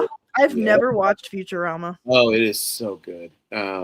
Yeah, he worked on the first version of it. He showed us episodes of it before it even aired. Oh, wow. Yeah, it was awesome. That's crazy. Shout out my buddy Doug. All right, here's my last little bit that I have highlighted in this little section. England's first New World settlements began as an outpost of radical Calvinism and the radical Enlightenment. Not surprisingly, America has come to embody the most extreme expression of progressive linealism. The first European explorers often saw in this fresh landmass this new Atlantis, El Dorado, or Utopia. An authentic opportunity to remake man and therein put an end to history. Successive waves of immigrants likewise saw themselves as builders of a millennial New Jerusalem, inaugurators of a revolutionary age of reason, defenders of God's chosen country, and pioneers in service of a manifest destiny. Early in the current century, which was the 1900s, Herbert Crowley wrote of a progressive nationalism and James Truslow Adams of an American dream to refer to this civic faith in linear advancement. Time, they suggested, was the natural ally of each successive generation. Thus arose the dogma of American exceptionalism, the belief that this nation and its people had somehow broken loose from any risk of cyclical regress. That's a big one. We had that for a long time, that we've broken loose from any risk of cyclical regress. And I think that's what our current system was built on, that idea. We're going to move forward. We're going to keep building. And again, we've talked about this before, like America in the 18th, 19th, and 20th centuries is as a historical anomaly. It's an anomaly of political governments, of a people. This was the first time in human history that I know of that a country of people where you could just go there and start and try to shoot your shot. Yeah. There was no kings, there was no dictators, there was no emperors, and that had to be a mindset this is a new thing, and this is a whole new way of life. And so these ideas here made a lot of sense. They saw this fresh landmass as an authentic opportunity to remake man and therein put an end to history. And that's kind of that's a lot a part of the American experiment, was this kind of an idea. So, I thought that was, but yeah. Not only that, that it was our divine right to have this land and to do what we want with it. Let's not kid ourselves that we as a people definitely feel like we were owed this country and were given it by God to do as we please, basically. Really? I think so. I think so. I think that Yeah, was definitely I just feel like that was our mandate. Especially the American, that's the American dream, the American manifest destiny based on the fact that, it's us, it's ours, and we can do what we want. Oh, that's okay. I see what you're saying. Saying.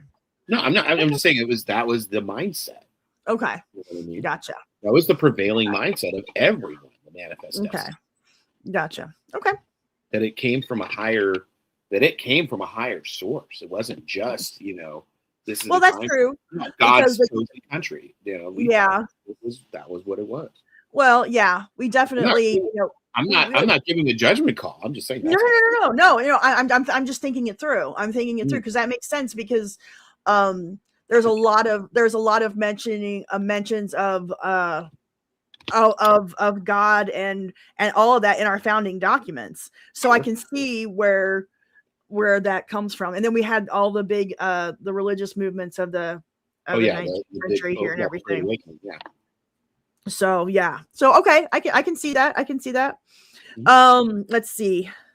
And to an extent, I think there's definitely that's still alive in a lot of American spirit, mostly in the boomers who won't give up. That's what I yeah. Yeah. Well, yeah, That's I what mean, I think America's a special country. I don't know if I I too. like I, it's a I don't know if I go by like I I don't don't think know. I wouldn't say it was endowed by God or anything, but I think Mhm. that we are. I think this country is the great experiment, and it behooves us all to, um, as a part of that experiment, to be our best selves and to Mhm. be an American in And whatever we've done however some that great things. Yeah. I mean, our country has we really past have. This 250 years. country It's has been a lot. We have a lot to be thankful for. We have a lot to 100%. pat ourselves on the back for. We have a lot of shame in our history as Mhm. well. So, I you mean, know, again, we're humanity. Nobody's perfect. exactly that's all I'm trying to say. I mean, we can exalt ourselves. We can say we are great. We are, our form of government is, the Yes. most democratic in the world. We really try to. I think at the end of the day, we all try to get along, and I think you know, are we the greatest country ever? I don't know. I don't think so. What is? Who knows? The Yeah, who greatest knows? country ever probably doesn't even exist yet. Yeah. Yeah. I mean, yeah, that's a good point. Like, but yeah, I think a lot of the and I was Losing reading America. I was reading something earlier today about schools and how things changed and how history was taught in our schools, and it started in 1996, the year after I graduated, which was random. But anyway, uh, we've kind of lost like we used to be very proud of our history. We used to know a lot about, I mean, the Paul Revere and the Betsy Ross and the Benjamin Franklin and the founders and all that stuff. And then around the late 90s, the tone started to change. And then it was like all the good stuff just starts to be pushed aside. And then let's all focus on the absolute most horrific stuff. And just forget the good stuff. And now it feels like a lot of there's surveys out there where there's a high percentage of people that aren't proud to be an American or want to go to a different country or whatever, and that's fine. But that's changed in our lifetime because when I was younger, there was a lot of focus on. I mean, like, just look at how 1976 was treated, the 200th, the bicentennial, as opposed to now at the 250. Like the change in how we view our country and how we view our history and has been really gone the negative side, unfortunately, the last couple of decades. But yeah, I wanted to put that up. Overcoming linearism. I'm only halfway through. I gotta keep moving. Sorry, guys. I get to start thinking about stuff and working my way through it. The great achievement of linear time has been to endow mankind with a purposeful confidence in its own self-improvement. A linear society defines explicit moral goals, justice, equality, or material goals, comfort, abundance, and then sets out deliberately to attain them.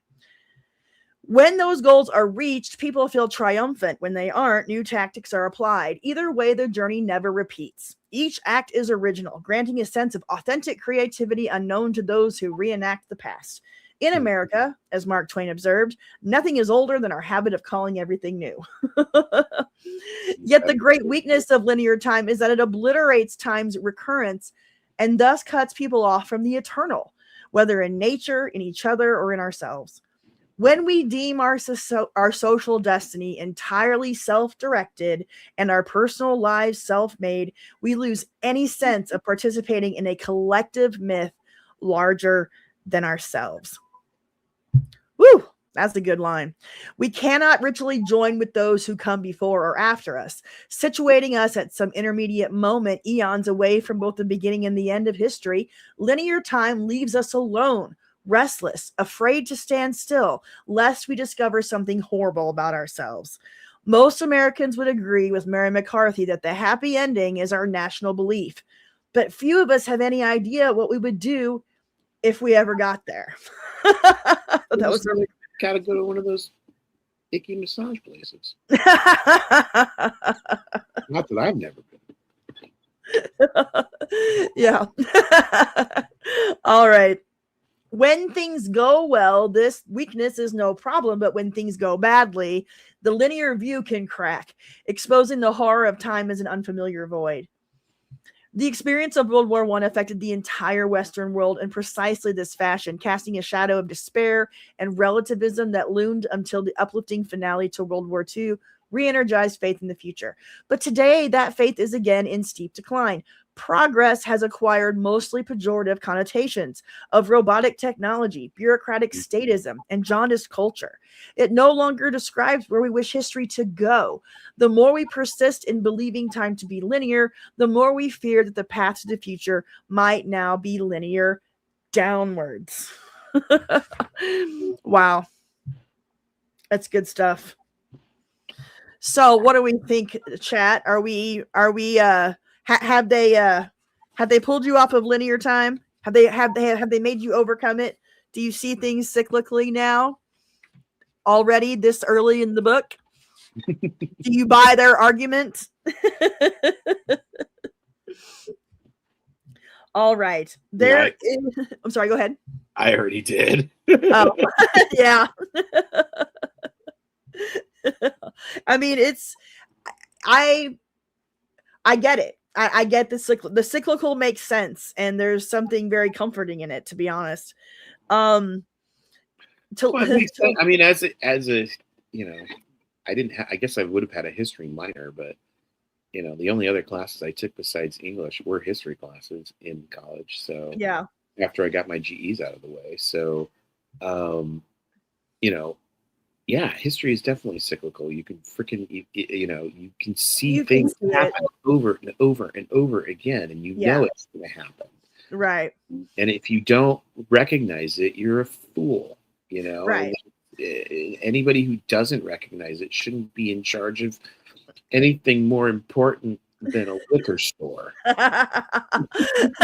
Well, I wonder why, I would say probably most people haven't even thought about this kind of thing. And that's okay. Sure. And that's okay. And that's okay. But I think we can absolutely 100% roll out chaotic. I mean, I don't think that's how we do it. I don't think that's the best way to go about it. So we can cut that one out. But like I said, I mean, unless you're an anarchist, then you might be able to believe nihilist. Yeah.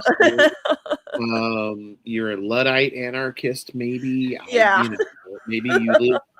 You're actually no. I can see the people who would believe that are the off-gridders and the people who live in caves. Okay, so so that one's definitely out. I mean, linear is still more palatable, I think, to most people, but I think anyone who has reason will see, even given a very small amount of evidence, that it's a cyclical nature. Time is cyclical.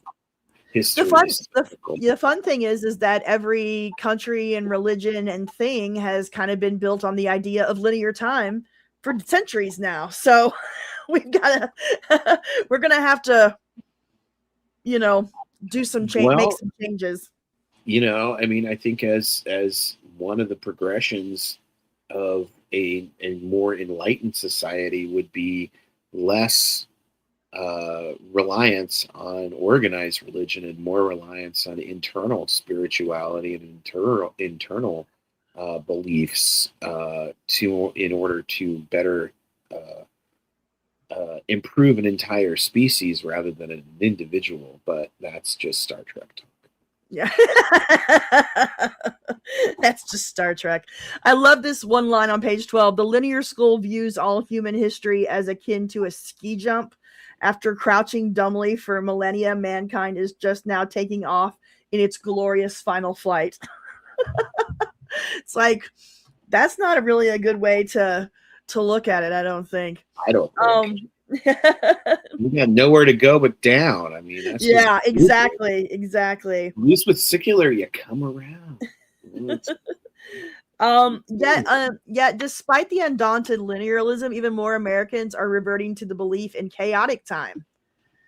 The belief that life is a billion fragments, that events come at random, and that history is directionless. In pop culture, the past is mainly grist for Planet Hollywood artifacts, Forrest Gump morphs, and Oliver Stone infotainments. In politics and business, the past is little more than a tool chest of tactical images. In academia, many historians grimace at the suggestions that the past offers any lessons whatsoever. They see no intrinsic and unifying story, merely a grab bag of bygone details or footnotes to some passing social theory.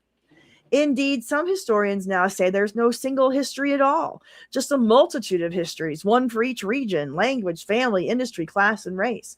Many academics see the past as subservient to politics, yet another weapon on the culture wars battlefield. This scholarly rejection of time's inner logic has led to the devaluation of history throughout our society. At Ivy League universities, undergraduates are no longer required to study history as a separate field. In public school textbooks, tidbits about past events are mixed together with lessons about geography, politics, and the arts into a sort of social studies stew. I like that. Polls reveal that history is now the subject high school students find of least interest or worth. In pop parlance, that's history has come to mean that's irrelevant. Amazing. and they're not wrong. There is an alternative, but to grasp it, Americans need to return to the insights of the ancient circle. Nothing would be lost. We can retain our hopeful intuition of progress and our skeptical awareness of randomness. Yet at the same time, we can restore the one perspective that we have too long suppressed and the insights that no other perspective can offer. We need to realize that without some notion of historical recurrence, no one can meaningfully discuss the past at all. Why even talk about the founding or decline of a city, a victory or defeat in a battle, the rise or passing away of a generation, unless we accept that similar things have happened before and could happen again? Only through recurrence can time reveal the enduring myths that define who we are. When Aristotle said that poetry is superior to history because history only tells us what Alcibiades did or had done to him, he had in mind history as the mere compilation of facts. To matter, history has to do more. It has to reconnect people in time to what Aristotle called the timeless forms of nature. We need to recall that time in its physical essence is nothing but the measurement of cyclically itself. I have a hard time saying some of these words. They have a very big lexicon here. Yeah. Etymologically. Jesus. Yeah. I know, right? It's not an easy word to say. Whether the swing of a pendulum, the orbit of a planet, or the frequency of a laser beam, the assumed regularity of a cyclical event is literally all we have to define what time is. That's one hell of a line. Well, it's 100% true because that's all we fucking have. What is that cycle? What is the cyclical event? The Earth going around the moon. Right. The moon going around the Earth, and the Earth rotating, and us going around the sun. That's it, right? Yep. And what are those things?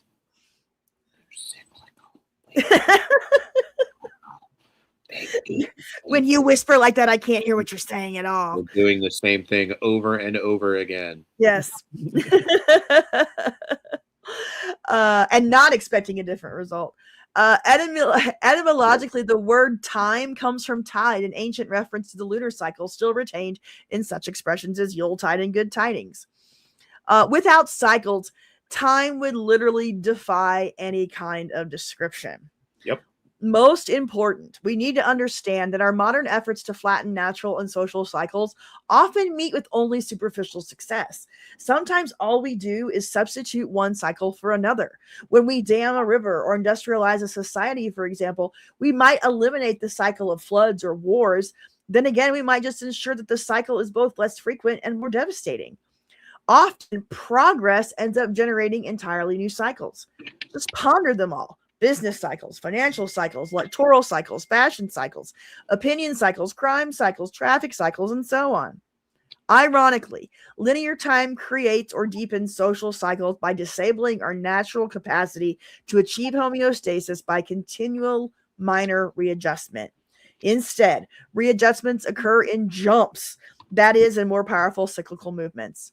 The secular cycle is a profound case in point. Relatively weak in traditional settings, it assumes its most potent form in modern societies that subscribe to linear time.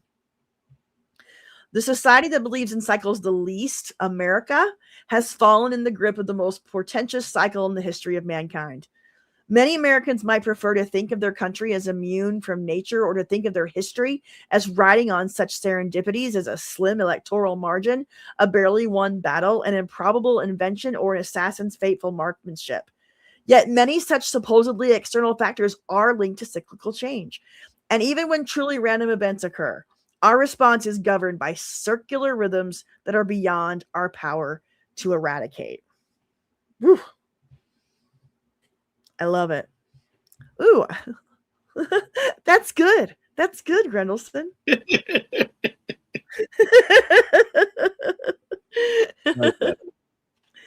Yeah, I like that you're keeping with the chat. I try. It's hard because while I'm reading, it's hard to do that. It's hard to type with one hand. This hand is not working right yet. We're making progress? Are you progressing? Yeah, no, I can move. I can move fingers. And it's there. It's not nearly as strong. I can't really pick stuff up yet. So okay, but can't really. Yeah, I can't. I'm not ready to drive yet. Which that's the real. I got. That's the big test. Yeah, I can't even here. It's at my mom's house. I can't go I've been driving my new car and it's so much fun. Oh yeah, I love that. I love that live stream you did for all the members. Which, by the way, come on, you guys. Yes, you guys, join us. Join me. I'm a member. $5 yes. off.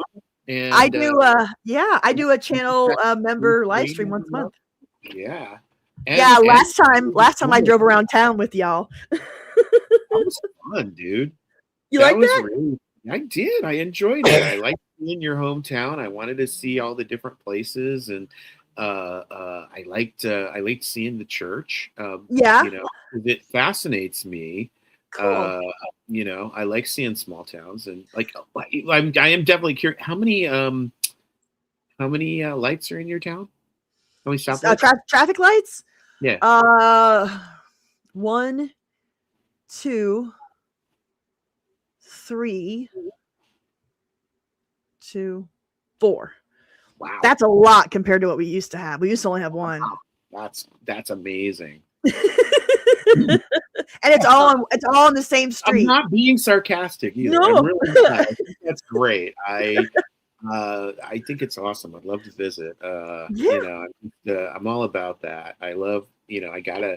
I gotta get out of my bubble. I want to go back to my bubble. Don't get me wrong. I like being out of my bubble, right? And seeing different things. So yeah, your videos of you traveling the country are going to be popular. It's a very popular thing. I've been enjoying it. I watch a bunch of videos of people. Yeah, I really like watching people travel around the country as well. And I just saw this one, this English couple who gave up their house in England, bought a RV at in I don't know where, once maybe in New York or something, and are driving it cross country. How fun! Yeah, we just made it to San Diego, so I was like, "Oh wow, I would love to go from one side of the country to the other." But I'd have to have a travel. I'd like to have I'd have to have a travel partner. I wouldn't want to do that alone. I'd have to have somebody with me. But yeah. Well, what about a dog? Take a dog. Yeah, I mean, but that's just more responsibility and hassle than having a partner in crime. No, I get that. Yeah, but I will be doing as long as my dad's health allows, I will be doing some road trip videos next year. It's going to be fun. I'm thinking about going up to Chicago and doing all of the John Hughes filming locations Oh, and sweet. Groundhog Day. Yeah, The little town where Groundhog Day was filmed is right north of Chicago, yeah. and You gotta go to everything's Shermer, still Illinois. there.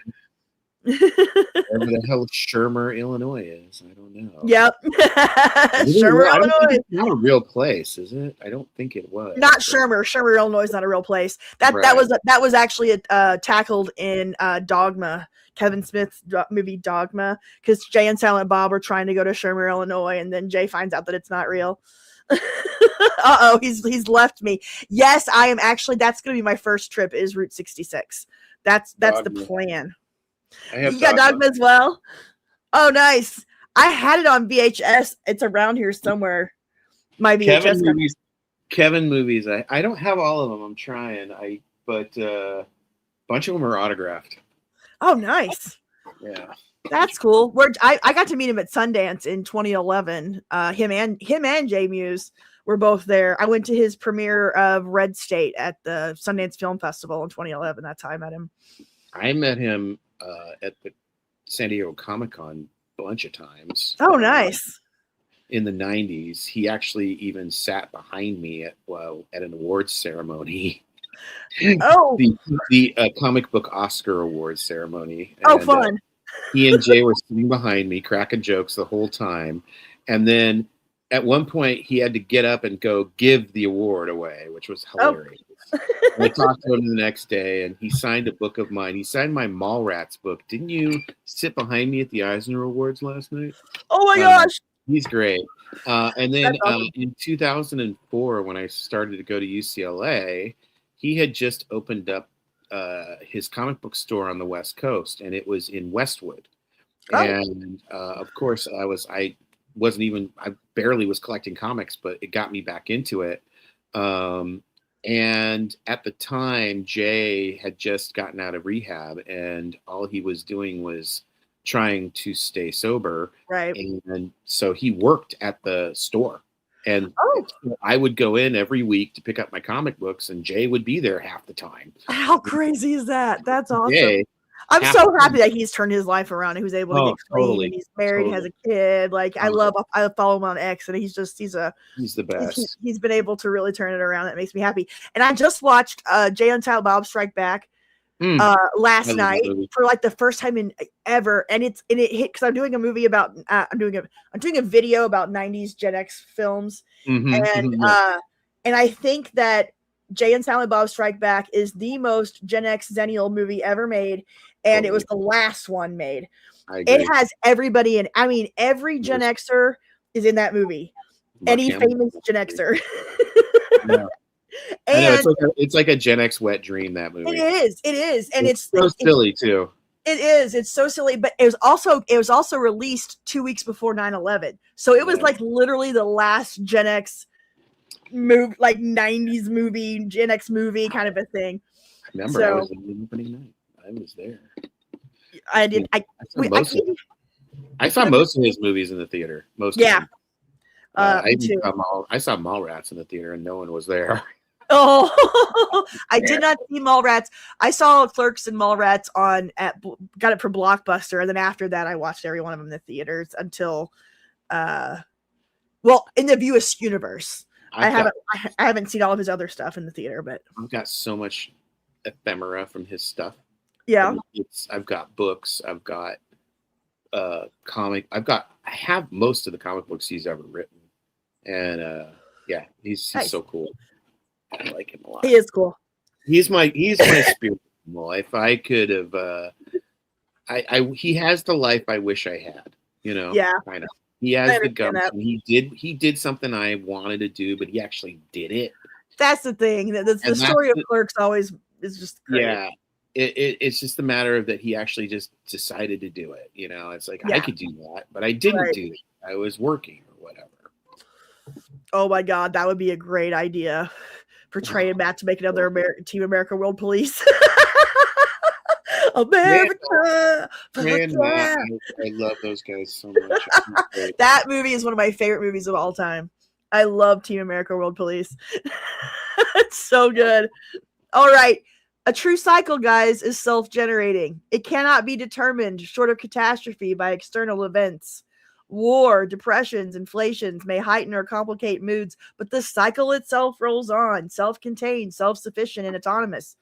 The roots of this cyclical self-sufficiency lie deep in the natural life of humanity. There is a cyclical pattern in organic nature, in the tides, in the seasons, in night and day, in the systole and diastole of the human heart. Systole and dystole, diastole, diastole. These words I The can blood read. I pressure. promise. Yes.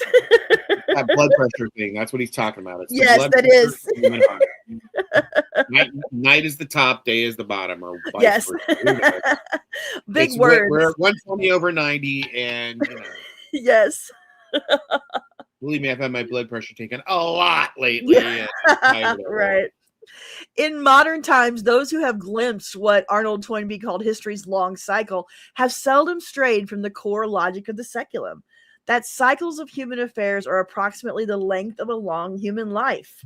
The other rhythm beats to the 4 phases of a human life, each about 20 years or so in length. What the ancient Greeks called genos and what we call a generation has been known, named, and respected as a force in history by practically every civilization since the dawn of time. All right, so they're going to break down as we move forward the seculum. There's 80 to 100 years is the long cycle, and then inside the 80 to 100 years you have 4 shorter cycles or seasons of 20 to 25 years.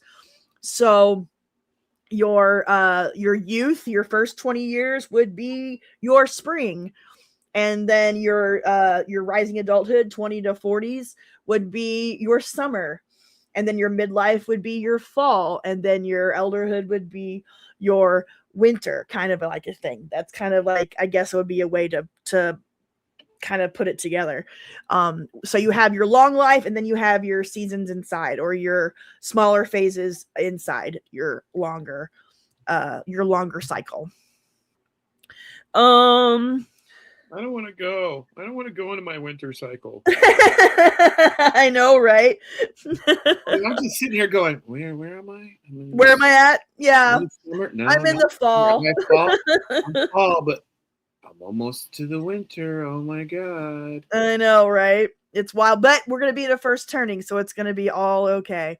Over the ages, most of those who have pondered the underlying cause and motive force behind cyclical change, from Plato and Polybius to Toynbee and Schlesinger, have pointed to the generation. The seculum lends history to its underlining temporal beat. Generations and their 4 recurring archetypes create and perpetuate history's seasonal quality. Together, they explain how and why cycles occur. This is a big one. Now we're going to get into the basic premise of the book. 2 hours into the stream, we're going to finally get into what they're talking about here. In today's world, the making of childhood memories remains a visceral practice. Grand state ceremonies box the ears with the thunder of cannons, roar of jets, and blast of fireworks. Teenagers' boomboxes similarly etch young oral canals with future memories of a shared adolescent community. Like medieval French villagers, modern Americans carry deeply felt associations with what has happened at various points in their lives. We memorialize public events by remembering exactly what we were doing at the time. Pearl Harbor, the Kennedy and King assassinations, the Challenger explosion. As we grow older, we realize the sum total of such events has in many ways shaped who we are. Exactly how these major events shaped us had much to do with how old we were when they happened. When you recall your personal markers of life and time, the events you remember most are suffused with the emotional complexion of your phase of life at the time. Your early markers, colored by the dreams and innocence of childhood, reveal how events and older people shaped you. Your later markers, colored by the cares of maturity, tell how you shaped events and younger people. When you reach old age, you will remember all the markers that truly mattered to you. Perhaps your generation will build monuments to them in the hope that posterity will remember your lives and times in the pre-literate way as legends. Monuments to themselves, maybe. Yeah. That's what I keep saying. Well, yep. We've made a lot of monuments over the years. Okay, hold on. My phone's going off, so give me just a second. I got to make sure that there's Oh, nothing. damn. Okay. I just listened to Oh, Quiet okay, Riot good. Mental Health the other day. We're mad. I went in a metal kick, and I hadn't heard it in a long time, and I was like, actually, a lot of times during the day, I'll just play it, VJ for myself, and just pull up old videos on YouTube Yeah. and go. And yeah, I pulled me up some good old Quiet Riot. Nice. But I don't really, Come On Feel the Noise. What a great song that is. But Yes, it's a great song. you know what? That's a cover. Oh, I think I've heard this before. And Slade did the original, and Slade was so much better than Quiet Riot. In like every way, shape, and form. And Slade doesn't get any respect on this side of the ocean. No respect. Because they only had two good songs in the 80s, Run, Run Away, and My Oh My, off that one album. And nobody knows that they were a huge freaking band in the 70s in England. So I give it up for Slade. Slade, woo! Come on, feel the noise. There you go. Girls, rock your voice and get wild, wild, wild. We're gonna get wild. Okay. Oh no. All right, we're about to get into the different archetypes here and the different phases of life according to Strauss and Howe. The limiting length of an active life cycle is one of civilization's great constants.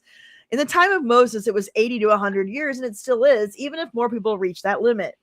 Biologically and socially, a full human life is divided into 4 phases, like I just talked about earlier: childhood, young adulthood, midlife, and elderhood. Each phase of life is the same length as the others, capable of holding one generation at a time.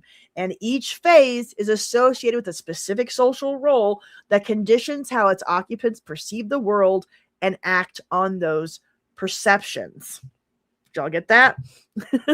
It's about where you are in life, what age you are, will determine how you experience the things that happen in the world. You're seeing a pattern of 4, right? You think? All right. So we've got the life cycle: childhood, young adulthood, midlife, and elderhood. That's your long cycle. A generation, in turn, is the aggregate of all people born over roughly the span of a phase of life who share a common location in history and hence a common collective persona. Like a person, and unlike a race, religion, or sex, a generation is mortal. Its members understand that in time they all must perish. Hence, a generation feels the same historical urgency that individuals feel in their own lives. This dynamic of generational aging and dying enables a society to replenish its memory and evolve over time. Each time younger generations replace older ones in each phase of life, the composite life cycle becomes something altogether new, fundamentally changing the entire society's mood and behavior. History creates generations, and generations create history. This symbiosis between life and time explains why, if one is seasonal, the other must be. Whew. I mean, some of their stuff's just so good. Some of the lines they have in this book are just phenomenal. You couldn't say that unless you laid the groundwork for the previous 2 paragraphs for that line. Right. You can't just say that and go, boom. No, you have to back that up before you even said it. You know what I mean? Right. Yeah. It is but yeah, so your generation, your generation's mood and your generation's experience can be likened to that of an individual. And the cohort of a generation is so strong and so and it works so much better than any other thing.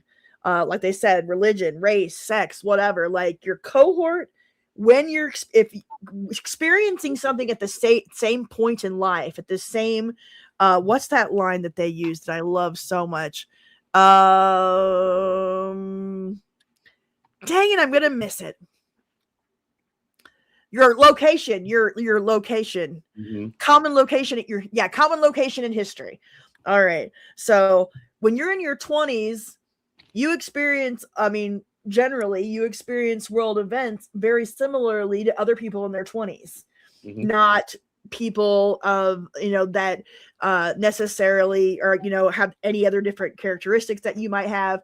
It's like age location, your generation. That's what really determines a lot of, like, it's such a bonding thing. We don't realize how much of a bonding thing that it is. So yeah. It's like who the people you're around in your same peer group when you're in school, it defines you. Yeah, It absolutely. defines your personality, it defines who you are, and it continues to do so throughout the rest of your life. Your peer group is always going to be the most influential on your behavior. Yep, absolutely. It's human nature. Americans' chronic failure to grasp the seasonality of history explains why the consensus forecasts about the national direction usually turn out so wrong. And why do we do that too? Because the only hypothesis I can come up with right this second is that because America is such a new concept, the old paradigms of cyclical history no longer applies. That's a good point. That's a good theory. Or the flip of the coin might be, does American exceptionalism trump that that Trump history? Because those cycles, those patterns. It's the same fucking point I just made. I just said two things two different ways. Okay, thank you. This is why it's not a formal debate at this moment. If it was, I'd still be happy. Oh, but yeah, it's is our country an anomaly, but in some of these things, because this is a different kind of setup that other civilizations and societies have not had. It's a different history. It's a different thing altogether. So how much of the cycles will hold in what we do, and what will change and what is altered, I guess maybe is the question. Good question. If progress is about moving forward, does that mean forgetting the past? And I think a lot of people would say that's kind of what's happened in a lot of ways. It can be. I would say that progression in of itself has no relevance to the past, because progression doesn't care about the past. Individuals who are working towards progress, however, should have a memory of the past in order to, avoid the mistakes.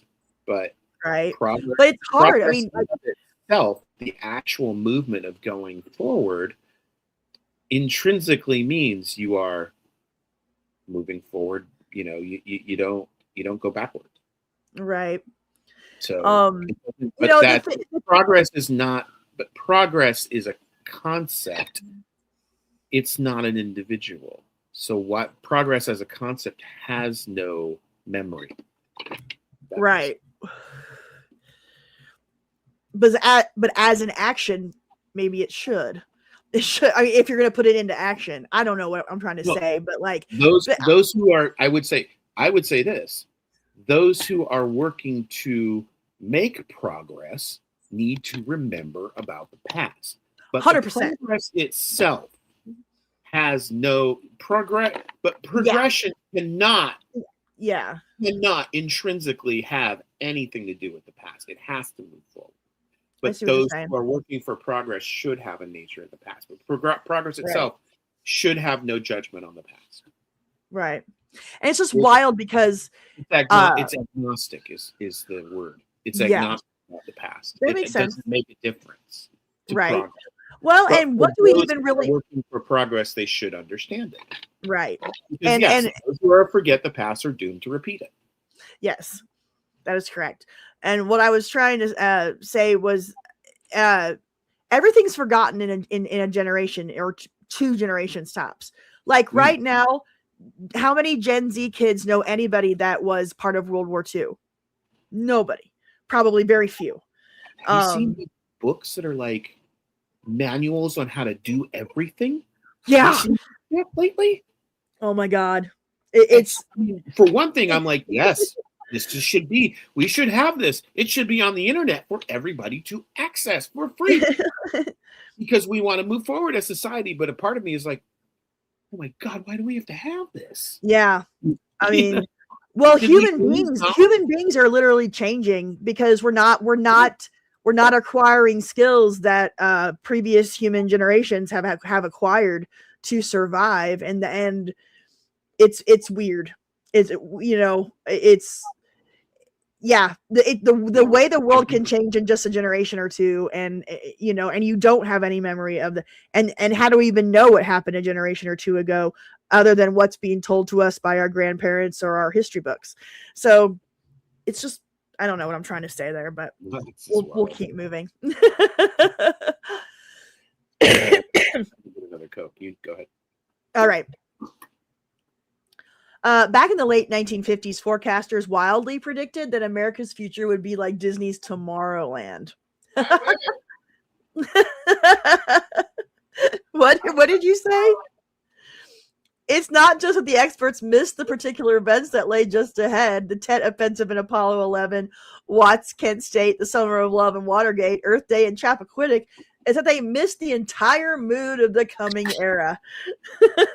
So they thought it would be Disney's Tomorrowland, and what it was Watergate, Earth Day, Chappaquiddick, Apollo 11.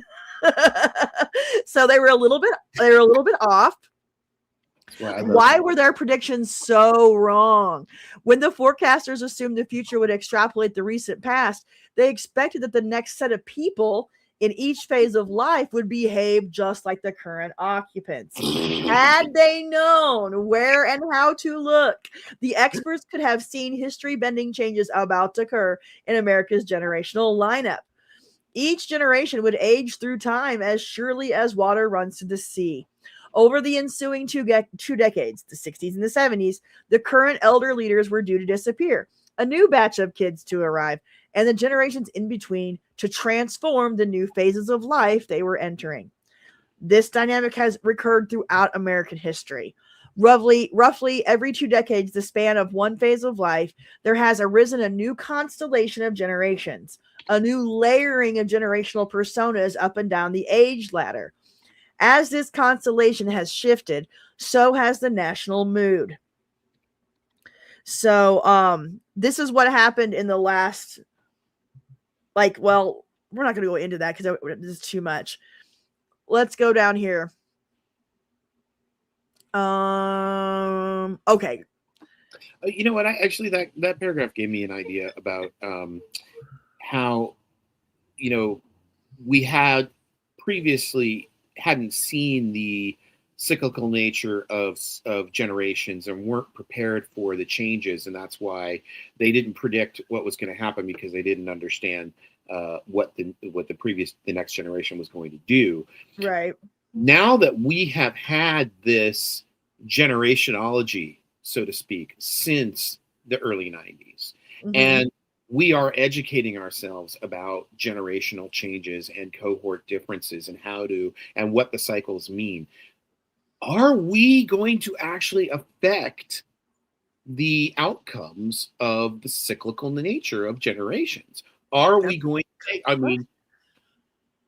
to, does our actual knowledge, that awakening, change the very nature of the generations themselves? Wow, sorry about that. That's a really great question. That's a good thing to ponder. Yes, I don't think I can answer that. It's kind of like traveling back in time and messing up the timeline in some way. Will my knowledge of future events come back and change this thing? A little bit like that. It's like, yeah, but like now that we know, now that Gen X knows, can Gen X make positive changes? Can we influence the younger generations to have more of a say in their moving towards their cohort inevitabilities? Right. Does Gen X? I mean, do you see? And another question is: are millennials, are Gen Z our Gen Alpha taking it as seriously as we Gen X are, because we definitely are. Right. Boomers started all of this research and started this generationology, but they're going away and they don't care as much. Right. Gen X is taking up the reins, obviously, and are moving forward to this. So right. that's a question. Maybe the outlook of time from progression or progressive to cyclical could be part of our next American high. If we have new leaders that understand this, and try to make policy that complements it, that would be interesting to see how we could, what result that would have, having this knowledge. That's really the power of this information. That's really what the power of all of this is. I think it's the ability to make sure that the cycle moves towards a positive outcome rather than the negative outcomes. If you understand that the outcome is going to happen either way, it's going and inevitable, and it's necessary. Right. So I wonder how, and it would be very interesting. Unfortunately, we won't see it, but it'd be very interesting to see 100 years from now how the study of generationology has affected the generations themselves. Right. Because previously, there was very, very, very little scholarship on this subject. Yeah. There's sometimes when I'm reading this book, I think about the fact that the author, one of the authors, William Strauss, never got to really see the fruits of his theories. And that's sad, because for those of you that don't know, William Strauss and Neil Howe wrote this book in 1997. William Strauss passed away, I believe, in 2006, 2007 from cancer. Yeah. So Neil Howe is still with us, but so he never even got to see his own theories be discussed or acknowledged or come to fruition. Anyways, some of the things that he saw. Let's see here. Okay, let's talk about what happened between the 50s and the 70s real quick, and then we're gonna move on to our different archetypes. So from the 50s to the 70s, let's consider what happened to as one generation replaced another at each phase of life. This is going to help you understand this theory of generations, that the seculum, the long cycles, and then the shorter cycles inside it. In elderhood, the cautionary individualist of the lost generation, which was born in the 1883 to 1900, they were replaced from the 50s to the 70s by the hubristic GI generation, born 1901 to 1924. And it was the GI generation that launched America into an expansive era of material influence, global power, and civic planning. In midlife, again, 1950s to the 70s, the upbeat GIs were replaced by the helpmate silent generation, born 1925 to 1942, who applied their expertise and sensitivity to fine-tune the institutional order while mentoring the passions of youth. In young adulthood, the conformist silent were replaced by the narcissistic boomers, born 1943 to 1960, who asserted the primacy of self and challenged the alleged moral vacuity of the institutional order. And finally, in childhood, the indulged boomers were replaced by the neglected 13th generation, Generation X, born 1961 to 1981, who were left unprotected at a time of cultural convulsion and adult self-discovery. Known in pop culture as Generation X, its name here reflects the fact that it is literally the 13th generation to call itself American. Viewed through the prism of generational aging, the mood changes between the late 1950s and the late 1970s becomes not just comprehensible, but in hindsight, predictable. America was moving from a first turning constellation and into a second, replacing the aging Truman and Ike with LBJ and Nixon, replaced the middle-aged Ed Sullivan and Ann Landers with Norman Lear and Gloria Steinem, replaced the young organization man with the Woodstock hippie, replaced Jerry Mathers with Tatum O'Neal. This top to bottom alteration of the American life cycle tells much about why and how America shifted from a mood of consensus, complacency, and optimism to one of turbulence, argument, and passion. So that really is a great way to wrap your mind around this theory of the generations and the seculum and everything. Every 20 years, your different generations will go into different phases of life, and those different types of generations, depending on what phase of life that they're in, will determine how things run, how the culture goes, how the turnings go. What about the most recent 20 years, which would here be the 70s through the 90s? The most prevalent late 1970s forecasts of late 90s America assumed that the trends of the 1960s would continue along a straight line. This led to predictions of an acceleration of government planning, ongoing protests against social conformity, more God is dead secularism, delegitimized family life, less emphasis on money and weapons in a post-materialist age, and spectacular economic growth that would either allow unprecedented leisure or plunge the planet into a huge ecological catastrophe. None of that came to pass, of course, but in their triumphal enthusiasm, virtually all the late 70s forecasters made a more fundamental error. Here's their error. Ready? Whether their visions were utopian or apocalyptic, veering toward Epcot Center or Soylent Green, they all assumed that America was heading somewhere in a hurry. No one imagined what actually happened. That through the 1980s and 90s, while different societal pieces have drifted in different directions, America as a whole has gone nowhere in particular. What do you think about that? Do you feel like America went nowhere in the 80s and 90s? Where was it supposed to go? Well, I mean, Epcot Center or Soylent Green. Okay, I mean, you're right. We status quo. Yeah, I would say I would say that at the writing of this book, they were like, yeah, we're in a status quo right now. It's been we're where we're at. We've been here for a while. Nothing has changed dramatically. We're not Epcot, but yeah, we're not Soylent Green either. It's not, it's not the end of the world. 1984 happened, and it didn't end up like George Orwell said. I think that has a lot to do with where we were at in the late 80s and 90s. Yeah, we were given a vision of how bad things could be, and we didn't want that, so we moved away from it. Right. But at the same time, moving towards the utopian side of it was wasn't something that we aspired to, but it wasn't something that we could actually move towards.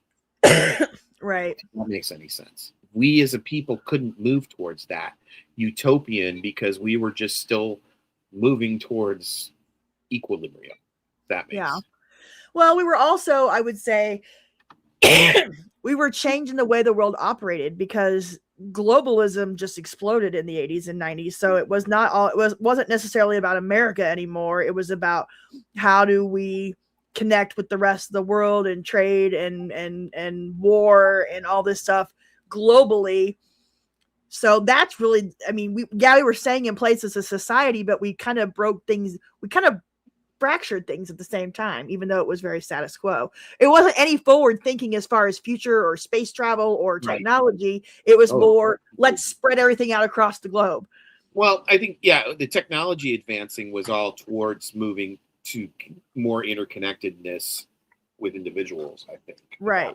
It was all about, let's connect everybody in the world through this new technology.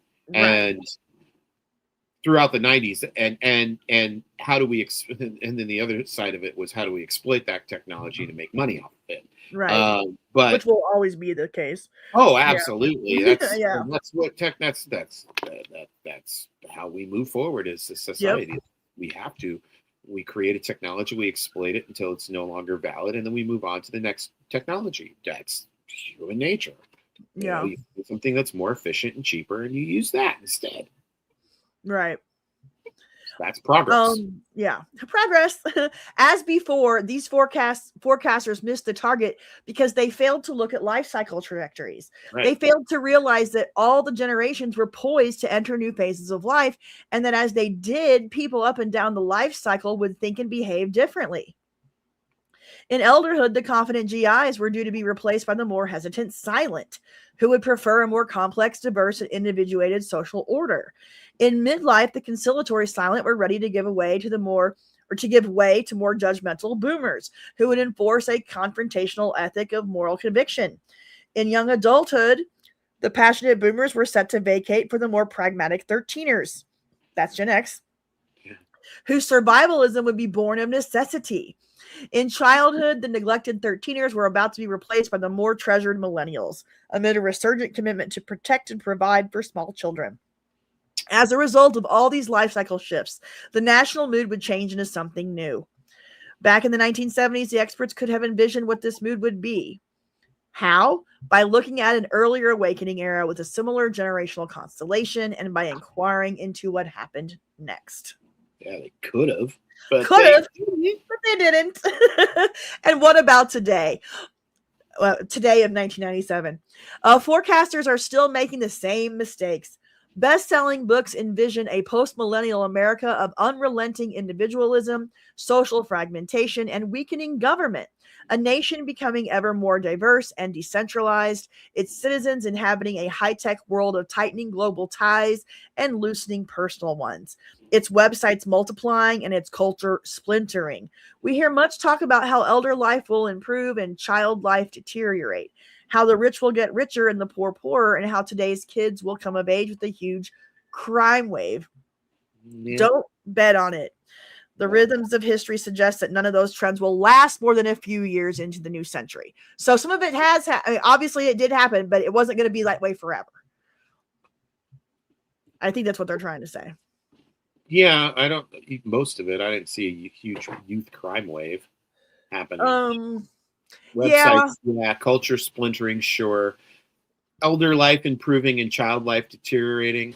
I don't see that so much in the 90s and the 2000s. Maybe now. They were. This was the projection for the 2000s and beyond. Yeah. In a way, elder life has improved because everything is about the boomers, all government spending, and everything is about the older people. And child life through social media has just been destroyed. Childhood's been destroyed. Yeah. All of that stuff. And our programs are not focused on children and families. It's just and matter of fact, we've I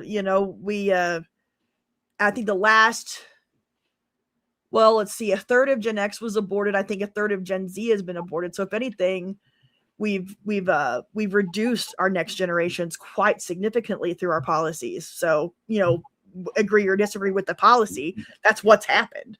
Yeah. So, the poor generation, the childhoods now just suck. I would not want to be a kid now, and I would not have a kid's childhood either. But I tried to give my kid a good childhood, and we all do our best. Yeah. All right, now we're going to get into the archetypes, and this is going to be something that's going to be all throughout this book. So learn them and love them. They will be on the quiz.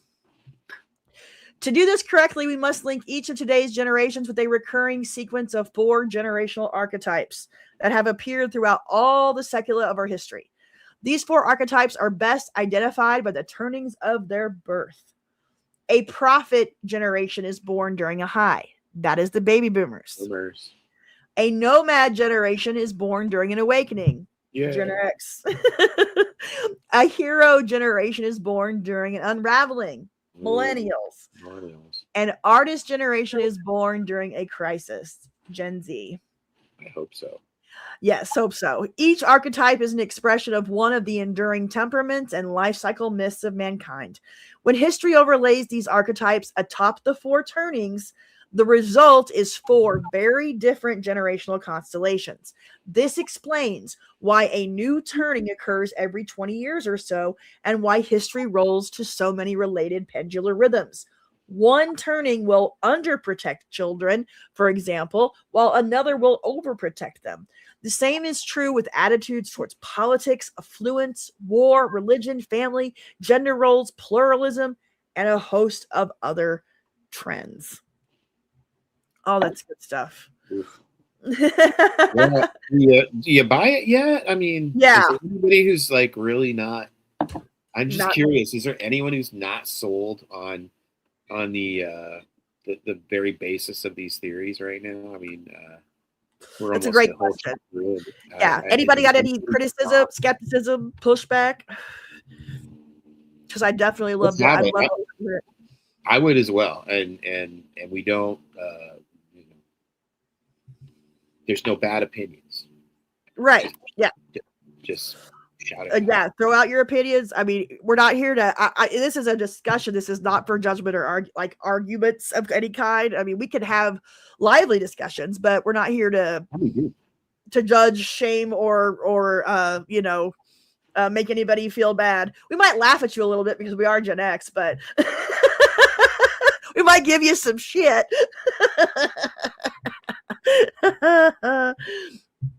Yeah. These guys are genius.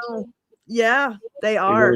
They really were. It and you know what's really sad is that a lot of their work is being taken by other organizations.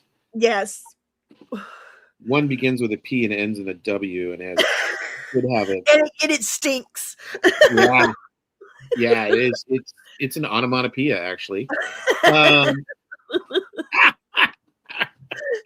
Pew. Oh God, I get into arguments with people way more than I should over effing Pew research. Oh, so do I. So do I. They're not as bad as the Rand. Well, no, actually they are. They're worse than the Rands. They're the worst. Yeah. Pew.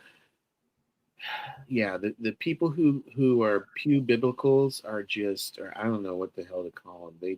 They're so well. It's everything's gospel. I mean, I cannot tell you how often I get a comment on my videos where they just simply say Gen X is 1965 to 1980. Yeah, and it's like, all right, no. So like. And I'm just like, all right, if that's, I mean, and I sometimes I'll push back on people, and I was like, why do you think that? Who says? Who according to who? Yeah, who said? Well, Pew, according to Pew. Well, who the hell are they? Yeah, and when did they even come up with that? Who is Pew? Do you even know? Oh, no, I don't know who they are. Yeah, maybe you should look and see who they are and what they do and what their agenda is, because guess what? They have one. Everybody's got an agenda. Are you kidding? Everybody's got one. But yeah, they got one. They have one. 100% they do. Yeah, they have one. Their agenda is to keep pushing their bullshit. I honestly, research, but they've taken upon themselves to define a lot of things that it's just like, why is this gospel? And I don't know why, but. It's not like there's an international generational society that like everybody comes together every couple of years and has a convention and decides what is what, Right. We're not what was it? The APA, was that what did we have to use to remember? As journalists, there's the style. Oh, the AP style. Yeah, that's it. Yes. Gotta have standards. Yeah. Like there's an AP for this shit. Yeah. I don't think you can even get a doctorate in this stuff yet. Probably not. I wouldn't think. I mean, who could be the actual it's faculty for this? Yeah. Unless it's Al Yeah, Howe I and will say that Neil Howe does have a Substack. It's called Demography Unplugged. And it has a podcast in it, and he writes articles constantly. And so if you are really enjoying this kind of thing and you want to dive deeper into stuff that's more current and now that he's writing, definitely check out Neil Howe. It's Demography Unplugged. He's also got he's also on different social media sites. He makes videos on YouTube. And so if you want an education in this more than just this book, that would be the place that I would send you, because you cannot get a degree in this yet, or a doctorate in this yet, but it's definitely out there while he's here, because Howe is in his 70s now. So, I mean, we don't know how much longer we're going to have him around. And not that he's in bad health or anything. He seems to be in very good health. But yeah, so it's just neat that it's just a mind-blowing thing to come up with. It's very, very cool. Let's keep going. We're almost done. By looking at history through this secular prism, you can see why the American mood has evolved as it has during your own lifetime. Reflect back as far as you can and recall how the persona of people in any phase of life has changed completely every 2 decades or so. Every time these changes have followed the archetypal pattern, consider the generational transitions of the past decade, which are once again proving the linear forecasters wrong. So this is going back to the previous cycle. When 13 years filled the 20-something bracket, the pop culture became less about soul, free love, and feeling like it was with the boomers, and one with the world, and a lot more about cash, sexual disease, and going it alone in an unforgiving world. Why? Because the young adult nomad is replacing the young adult prophet. And that's why pop culture changed in the 90s. I love that so much. Yep.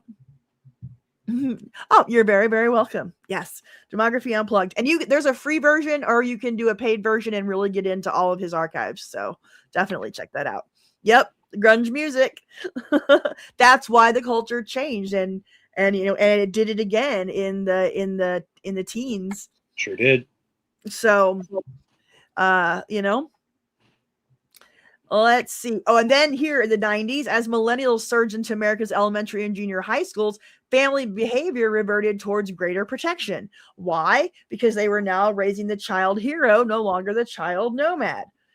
When you compile these 4 archetypal shifts through the entire life cycle, you can see how America's circa 1970s constellation has transformed into something new in the 90s from top to bottom. That is why the nation has shifted from a mood of awakening to one of unraveling. When you apply this secular logic forward into the 00 decade and beyond, you can begin to understand why a fourth turning is coming and how America's mood will change when the crisis hits. Boom. All right. So they want us to rediscover the seasons. But in order to do that, in order to get away from linear thinking or linear time thinking and getting back into cyclical and seasons, you got to do some things. You got to learn some things, and you got to unlearn some things. When you think back about how you were taught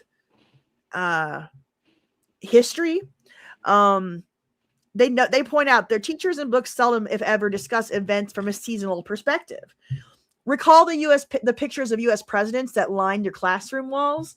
Were you ever taught to link the mood and events of those presidents' youth eras with the mood and events of their terms of leadership?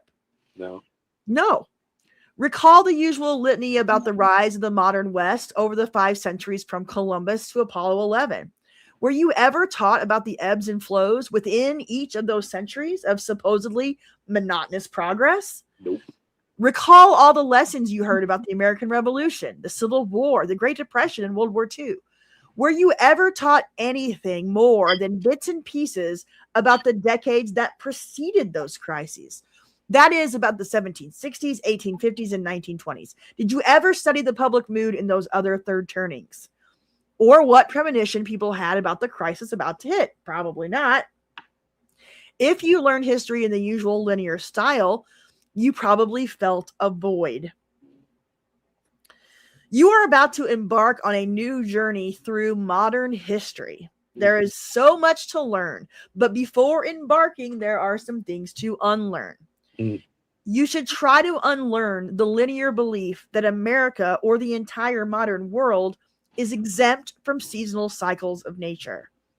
As you become acquainted with the seculum, you will meet a very different view, one arising with the ancients, the view that the rhythms of social change are reflected in the rhythms of biological and seasonal nature. Try to unlearn the linear need to judge change by one-dimensional standards of progress. Because nature was more central to their cosmology than to ours, the ancients understood some things better than we moderns do. They knew that natural change is neither steady nor random. They knew that nature neither guarantees progress nor precludes it. They knew that the oscillations within a cycle are greater than the differences across a full cycle. They knew that 1 year or one secular winter is more likely the prior winter than like the autumn that came right before it. Did you catch that? Hold on. Let's one more time. They knew that 1 year's winter or one seculum's winter, 1/4 turning, is more like the prior winter than like the autumn that came right before it. Does that make sense?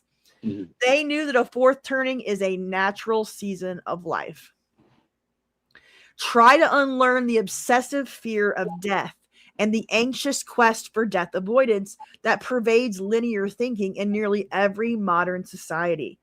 The ancients knew that without periodic decay and death, nature cannot complete its full round of biological and social change.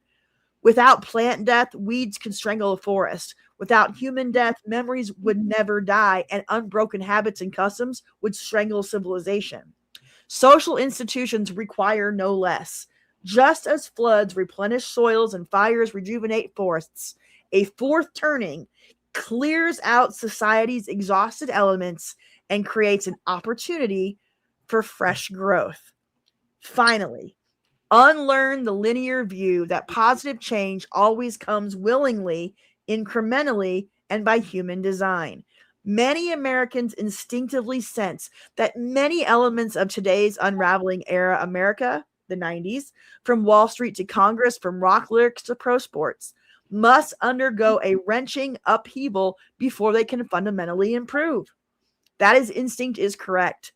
A fourth turning lends people of all ages what is literally a once in a lifetime opportunity to heal or destroy the very heart of the Republic. With all that unlearned, you can relearn history from the perspective of seasonality. This is a book that turns history into prophecy. It takes you on a journey through the confluence of social time and human life. In part one, seasons, you will acquire new tools for understanding self, family, society, and civilization. You will learn about the cycles of life, generational archetypes, turnings in history. In part two, turnings, you'll revisit post-World War II American history from the perspective of turnings and archetypes. You will gain a new insight about why the first three turnings of the millennial seculum have evolved as they have. You will read why this secular journey must culminate in a fourth turning and what is likely to happen when it does. In part three, preparations, you will explore what you and your nation can do to brace for the coming crisis.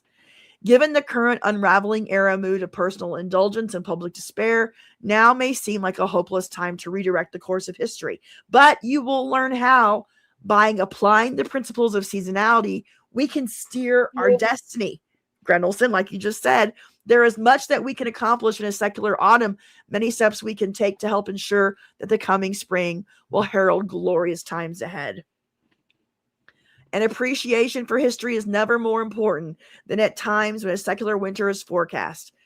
In the fourth turning, we can expect to encounter personal and public choices akin to the harshest ever faced by ancestral generations. We would do well to learn from their experience, viewed through the prism of cyclical time. This will not come easy.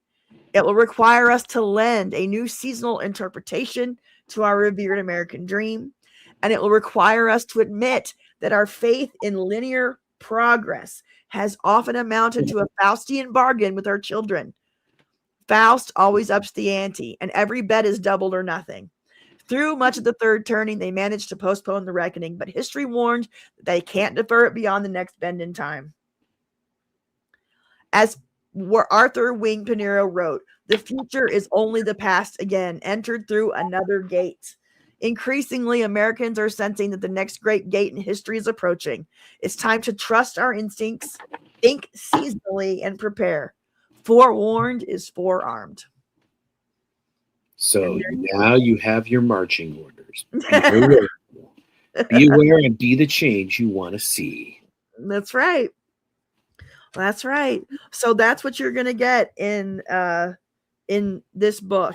We're talking about cyclical time, seasons, archetypes, and we're going to go through the latter half of the 20th century history wise, and then they're going to project forward through the 2030s. So we're going to know if they were wrong on some things, and we're going to know if they were right, and we're not going to know other things because it hasn't happened yet. I mean, that's going to happen while we're doing this book club. Yeah. It's only been 3 hours. Sweet Jesus. No video tonight. So, but I'm going to adjust my my leadership on these a little bit, so I don't get too in the weeds, because going through one chapter over 3 hours, that's a little much, I would say, and I do apologize. This is why it takes me so long to edit a video, because I'll get into the weeds and into details on things that I really don't need. Like, let's just move on and get the video edited, but I'll just go down rabbit holes and sit and watch and reread. And anyways, so 3 hours for one chapter is probably a bit excessive. This is an opening chapter. I mean, we had to, but they're setting the stage, and I think we can move through some of the stuff a little bit quicker going forward. I think, ultimately, what do we want to get out of this? Do we want to just get to the part that's, what are they talking about? What can we do? I think we all pretty much agree we're upon the fourth turning. We know what it is. What would be the, so we don't need to go into as much detail as since we've laid the groundwork for what we're going into. We understand the concepts. We're not needing to be sold. Right. We all pretty much understand. It's a great point. That we're here. We agree. So what do we want to move forward? What interests us about this book? Right. To me, it's what are the prophecies that they make? And how close to accuracy were they? Right. But also, what do they still think is going to happen? What at this time did they still think it was going to happen? Right. And was this all outcome? And then what do they have to say about the first turning on the other side? Right. Exactly. And if you have a copy of the book that has Neil Howe's new preface that he wrote just not too long ago, he even says that they predict 5 big things for the fourth turning, for the crisis, and 4 have already happened. There's one that hasn't, and the one that hasn't is civil war. So, or some kind of war conflict, but civil was their their projection. But heck, I mean, but there's more to it than that. I don't want to break it down to that much, but anyway, 4 of the 5 things that they talk about is going to happen have happened. I think what I want to do is next week we're going to go through chapters 2 and 3, a more of an overview, because we're going to learn about their seasons of times and seasons of life, but there's no reason to get too in the weeds on this. So I think next. I definitely agree. I love reading about the Romans and Augustus and everything, but I don't need to go over it with you guys in here because exactly. Yeah. Yeah. I have a fetish about it. I'll read it. I'll go back. I read Suetonius and and all that stuff. But my God, we could skip we could skip all of that. Just go. Hey, we talked about this. We talked about that. Right. We got to know the concepts. I want to know the concepts of their seasons of time, their concepts of the seasons of life, their concepts of cycles of history. So we'll do a broad overview of these different concepts that they're going to put forward in these chapters. And then after we, so next week we'll do 2 and 3, and then we'll do Cycles of History the following week, and Gray Champions together. So we'll do 2 and 3 next week, 4 and 5 the following week, and then we'll do one turning at a time. So we'll do the first turning for 1 week, the second. So that's kind of how I have it. So I'll probably get this done in a couple of months rather than 3 or 4 months. That's great. My plan. Yeah. Sounds terrific. Eternal Misfit, you are so late. We're about done. 3 hours. We'll have to watch the replay, but it'll be worth it. Oh, the last replay got more views already than like almost every other replay. Yeah. It's crazy. Yeah, we hit 1,000. We hit 1,000 views on our last week. On last week. I wasn't on it. Maybe it's me.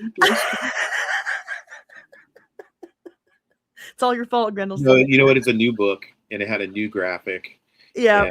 And, I'm trying to make my, titles and thumbnails a little bit better for the book club. I don't make them the same way I make them for my videos. It's it's not designed to like. I guess it's not designed to click. It's designed for people that are interested in it to be like, oh, instead of just some kind of random click. Anyways, that's YouTube crap. Anyways, so next week we're gonna go over the Seasons of Time and the Seasons of Seasons of Time and Seasons of Life. So that's what we got planned for next week.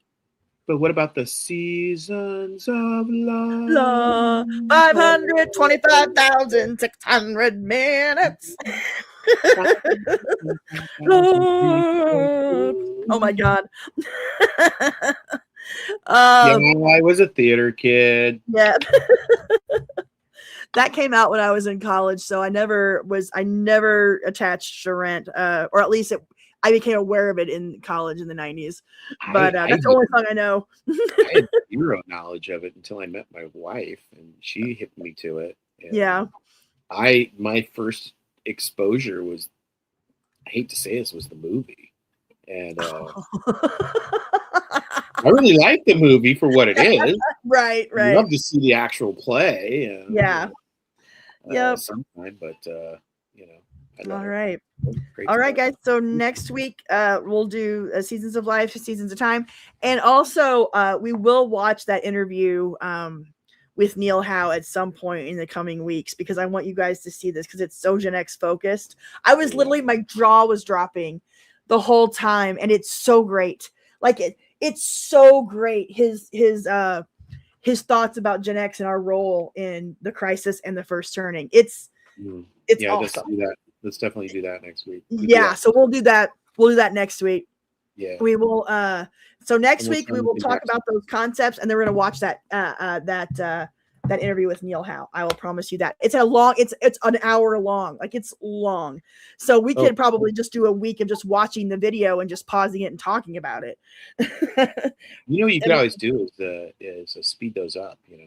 Watch it at 1.5 speed, and then you go. That's such a Gen Z thing to do. Whenever people are like, "What speed did you watch that?" I'm like, 1x. Like, why would I speed it up? I did that on your video this week. Well, it was a 90-minute video, so I understand. This video, I watched it almost 2x. And I read along with a transcript mostly. Yep, TV cards coming in next week for the video. Oh, thank you, Amanda. What time? 7 p.m. Central is when we go live. So is, 5 p.m. Yeah, 5 p.m. Pacific, 8 p.m. Eastern. Yeah, so that's always the time. Fine. What we should do is maybe start an hour early with the video at 4, just for those who want to watch, and then we can start the actual discussion at 5. Okay. Just an idea. It's an idea. That's not a terrible idea. Listen, I got nothing better to do. I'm sitting at home healing my arm, so I got really nothing better to do. Got my break last week. That was great. My juices are revived, and I'm ready to yak. Ready to yak. I'm also, just so you guys know, I'm getting ready to bring back the Friday night live stream. Yes, that's my favorite. So my so-called live stream is coming back. I don't know if it's gonna be this week or next week, but be on the lookout for that. Because I've considered just playing this. This interview is so great that I've considered just doing it on a Friday night as well. Because, or I could probably do both. I mean, I don't have to watch it. I can watch it more than once. But it's so. It literally brought me peace to watch. Like his thoughts about our generation was very. It was awesome. He really likes us, just so you know. And he has really, really big plans and hopes for us about what's about to happen. So I hope so too. And I definitely want to hear his optimistic. I want to try and remain optimistic. I'm pessimistic about everything else in life.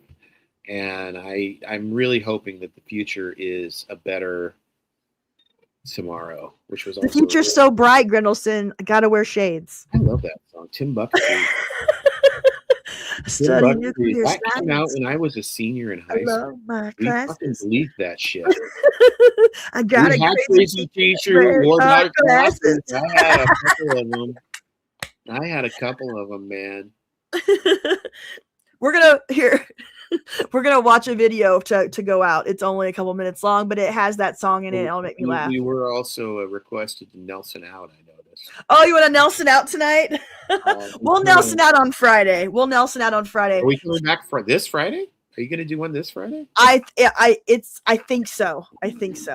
Sweet. I know, right? Hold on. Let's do it. I know. I miss you guys. I miss the Friday nights. I do. I miss that community, that sense of community that I felt like having that every Friday night was really great. So I ought to try a segment where like we get a bunch of the regulars on screen and just yak. Yeah. All right. Here we go, guys. You demolished it? Demolished is such a harsh word. Let's just say rearranged. What do you mean rearranged? Oh, look. We prefer to call it a new version. What's the matter with the old version? This is Head of the Class from 1989. They have made a video yearbook. It didn't hold together the way we hoped. It kind of unraveled. A lot of it ended up on the floor. Let's see it. Lived this Here we go, guys. I'll deal with you later.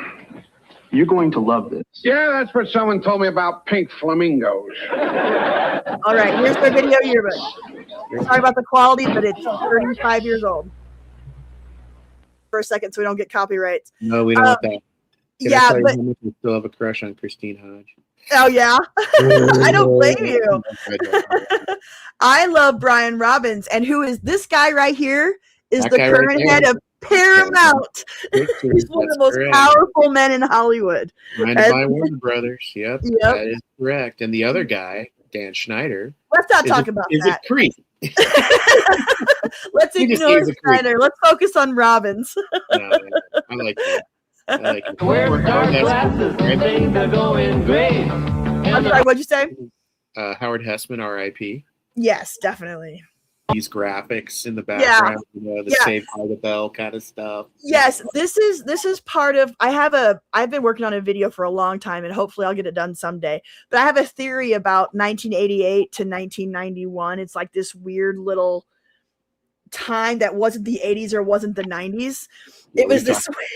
Yeah, we've talked about this. I love that. I love that theory. Yeah, and this is right in the heart of it because this is 1989 right here. So like. It is the perfect example that's going on. So if there's something you want to say, sorry. That's okay. Do you have something you wanted to add? I was going to say, can we even watch this show anymore? Is it streaming somewhere? I don't think it's streaming anywhere. There are a lot of episodes on YouTube that you can watch for free. And somebody just dumped the entire series of Just the 10 of Us onto YouTube, which I haven't been able to find in forever. And they're really good quality. So if you guys like Just the 10 of Us, the Growing Pains spinoff. God, that show made my heart race every week. I'm sure it did. Oh my God. All four of those older girls, man. I just the Lubbock girls. Yep. So that is on. I love because you had Heather Langenkamp in there from Nightmare on Elm Street. Nightmare on Elm Street, yeah. I like the first youngest one too. Yeah, the original. the blonde was Brooke Thies. Like I think 3 of the 4 sisters I think were on one of the Nightmare on Elm Street movies. Yes, Um, yes, yeah. I believe so. Yep. One of them, yeah, because the youngest one was in 3. Yeah. I but can't think of her name. can't But yeah, so I yeah, love gotta love it, that. girls. That was a spin-off of Growing Pains. Growing Pains. That's right. Yeah, We're getting ready to because start. We're gonna watch Growing Pains on the Discord soon. oh, because do you think it holds up still? I think Growing Pains. We're gonna find out. I have such I have such a distaste in my mouth for Kirk Cameron these days, but maybe I Aw. can divorce myself from that and just Yeah, enjoy you're gonna have to. the last character he was. Yeah, You know, he was a also, great character at first. Yeah. It's still, and also you gotta love the guy who played Boner. Walter Oh yeah, Koenig. Andrew Koenig. Yeah. Andrew, yeah, you gotta love him. He was Gotta love so Boner. he was Boner's so the bone. he was so great, and it's so tragic. Yeah, very much so. So yeah, I mean, listen, I watched that show when it came on because, of course, Yeah, I had a it crush was a on great one. show. Yeah, I had a crush Yeah. on Missy Gold or Tracy Gold. I had a Yep. crush on Missy too. But Kirk Cameron was my number one crush at the time. My room was covered in Kirk Cameron posters, and then he got replaced by New Kids on the Block. So it happens.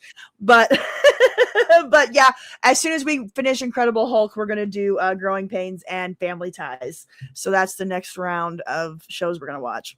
Let's finish this out. Oh, sorry. No, What'd you say? I've been watching 911, and Lou Ferrigno Jr. is on 911. Oh, really? I didn't know that. And there you go. That was how Gen X viewed the future back in 1989. God, 1989.